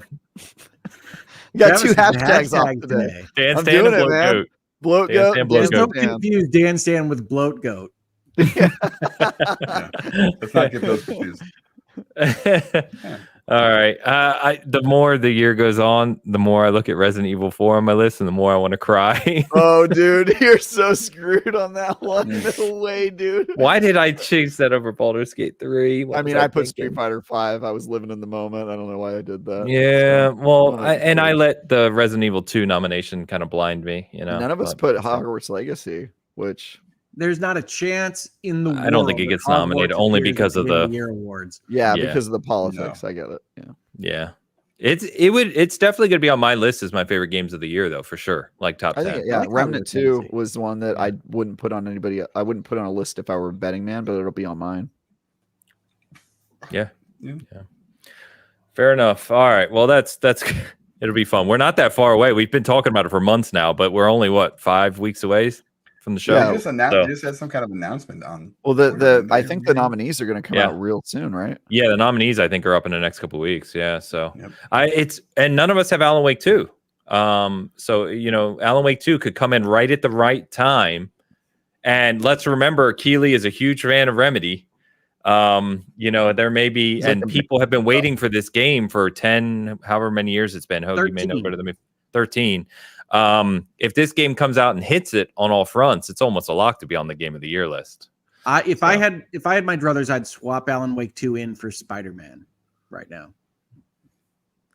I would swap out most of the games. I would just keep Tears of the Kingdom and Baldur's Gate 3 and completely reorganize the picks. I don't know how Spider-Man 2 doesn't get nominated, just given the environment of what we're talking about here. Like, it wouldn't be on my list, but I get it, Ames, but I don't know. The people who nominate. Yeah. That's why Starfield and Spider-Man are on my list, is I think that they're the representatives of those console blocks. Right. Yeah, exactly. But those aren't the people that nominate. Sure. What? They aren't. Look, I'm not going to get into the politics of journalistic credence on console stuff, but I think the console blocks exist in less vitriolic form at most of the outlets. I don't know what that word meaning. I know what he's saying, because Travis, you're right. Like, those aren't the people nominating, but if you look at the Game Awards nominees in the past since the show began, it's representative of those console blocks. I think it's just representative of the games people liked. But I mean, you could claim to know the reason, but I don't think that the people nominating it they might have different My biggest problem with the way nominations work is the games only get nominated if the people on the panel happen to have played that game. It's not comprehensive. It's not like all inclusive of like every game. That's like the big problem with it. But I don't think there's a problem with like, the person on the PlayStation outlet or who happens to only play PlayStation games nominated a bunch of PlayStation games. I don't think that's happening. No, I don't. I'm not saying it's like, console warrior aligned. I'm just saying that those games have weight to them. That's all. Yeah, I will give you that. The games that had more people play them get nominated at a higher volume because that's how it works. And so it does have like a lowest common denominator how many people played this game, and it's probably going to win if it were more popular. That is certainly true, but I don't think it has anything to do with console preference. It's just accessibility, and like that's why Half-Life Alyx got nominated for like 0 awards, because nobody played it. And that's not because they hate Valve or Steam, it's because it wasn't a very accessible game. And if a game is only available on Steam or whatever, it's going to have a smaller audience base and probably not win any awards. Fair enough. All right, that'll go ahead and wrap us up for this week. As we said, we got Alan Wake 2, excuse me. I know we're all super excited for that, so we'll talk a lot about that next week. Check out our Super Mario Wonder review from Elu. It's up on the site right now. Definitely check that out. Also, if you're interested in Forza and interested in online racing with us, we're doing Rivals events. So we have a Season Gaming Club, and we're putting up like Rivals challenges that you can just race at when you want to. The great things about Rivals, right? It's not full on multiplayer. You don't have to join with a bunch of people. You can just set track times whenever you're convenient and compete with one another just for fun. So those are out there as well. Hogue, what you got happening, man? So I did a couple of interviews this last week. We talked about my interview with Alex, which is on his channel. I also did a long form interview with Moore's Law is Dead, which is a tech specialist YouTube channel, and they have a podcast called Broken Silicon, so you can check those out. They're also on the playlist that I keep on my channel called essentially Hogue Law Crossovers. You can check those out there or elsewhere. They'll all lead to the channel of the people that made the videos, but I'm on for like 5 hours on those. So if you're interested in hearing from me, God help you, but I'm there. You can check those out. Otherwise, I'm going to be doing more virtual legalities and hangouts and headlines on my channel this coming week. So you can check us out at Hogue Law YouTube, or you can follow me in my Michigan Wolverine tweets on X or Twitter at Hogue Law. Wolverine. Is that where we can also find your hatred of PlayStation, or is that somewhere else? I don't have any ill will towards PlayStation. I just wanted to have a more resonant experience with Spider-Man 2. It's really his hate of triangles. He doesn't like shapes. This is problem. True. Yeah. Well, that seems to be Bungie's problem, right? They have all sorts of issues with shapes. Well, they're just trying to find the final one. Well played, sir. I don't even want to give you that one, but I will. Yeah, don't even let him, outro himself. That was the and we're done. While we hand this over to Travis, I'm going to go ahead and have another delicious pumpkin mallow cream here. So when you say delicious, do you mean it's not even candy corn? That's a pumpkin. This is where candy corn ascends towards. Okay, so you don't even you won't even eat real candy corn. You have to get a variation of it. Candy corn. It's just these are the pinnacle. Wow. Yeah. This guy's a flip flopper. So you can my last review is Lords of the Fallen, so if you haven't read that, check it out. But this week I've been working on stuff that isn't released yet, so the only thing new that you can watch is or read is Assassin's Creed Nexus preview, and then I've got a whole bunch of stuff coming out next week, and I'm working on the Return to Moria review, which I'll have a review in progress tomorrow, I hope, live at some point. Unfortunately, I'm not going to have a full review before the game comes out because they didn't give us codes in a super timely manner. Nice. And then I've got a whole bunch of other reviews coming up this year. I'm probably going to review the Dead Island 2 DLC. Going to review Assassin's Creed Nexus. Yeah, November. Maybe the Asgard's Wrath 2, and I got a bunch of cool projects I'm working on. Have a sleeper favorite game experiences of the year list. Dead Island 2, I love. You know what? Definitely not GOTY material, but I love that game and I've come back to it a number of times. It's a good game. I'm excited to see what the expansion is. Yeah, I had a lot of fun with it. I was just going to say, going back to the question we started the show with around one change to a game that would have, elevated a game for you. For me, Dead Island 2 would have been if it was open world. I don't like the segmented small levels. Yeah, interesting. But anyway. Yeah, it'd be interesting to go back and go over all the games that would have had a shot at Game of the Year any other year. 2019. The one change is move your release date, right? Yeah, move your release date to a different year. That's me. Thanks for having me, guys. Thanks for joining us this week. Yeah. Appreciate the effort. It is hard to get out of bed at 7:00. Trust me, it's not easy. Chat. You've been awesome as always. Thank you as always. Cheers to all of you who hang out with us and contribute to the show and check in with us every week, leaving us comments. Lots of people who, watch and leave a comment on both channels as well, for engagement and help with that. So thank you as always. Just want to continue to shout that out. Really appreciate it. Enjoy your games this week. There are plenty of things to enjoy no matter what you like. Go enjoy them. Have fun. We'll talk Alan Wake 2 next week and among other things. Until then.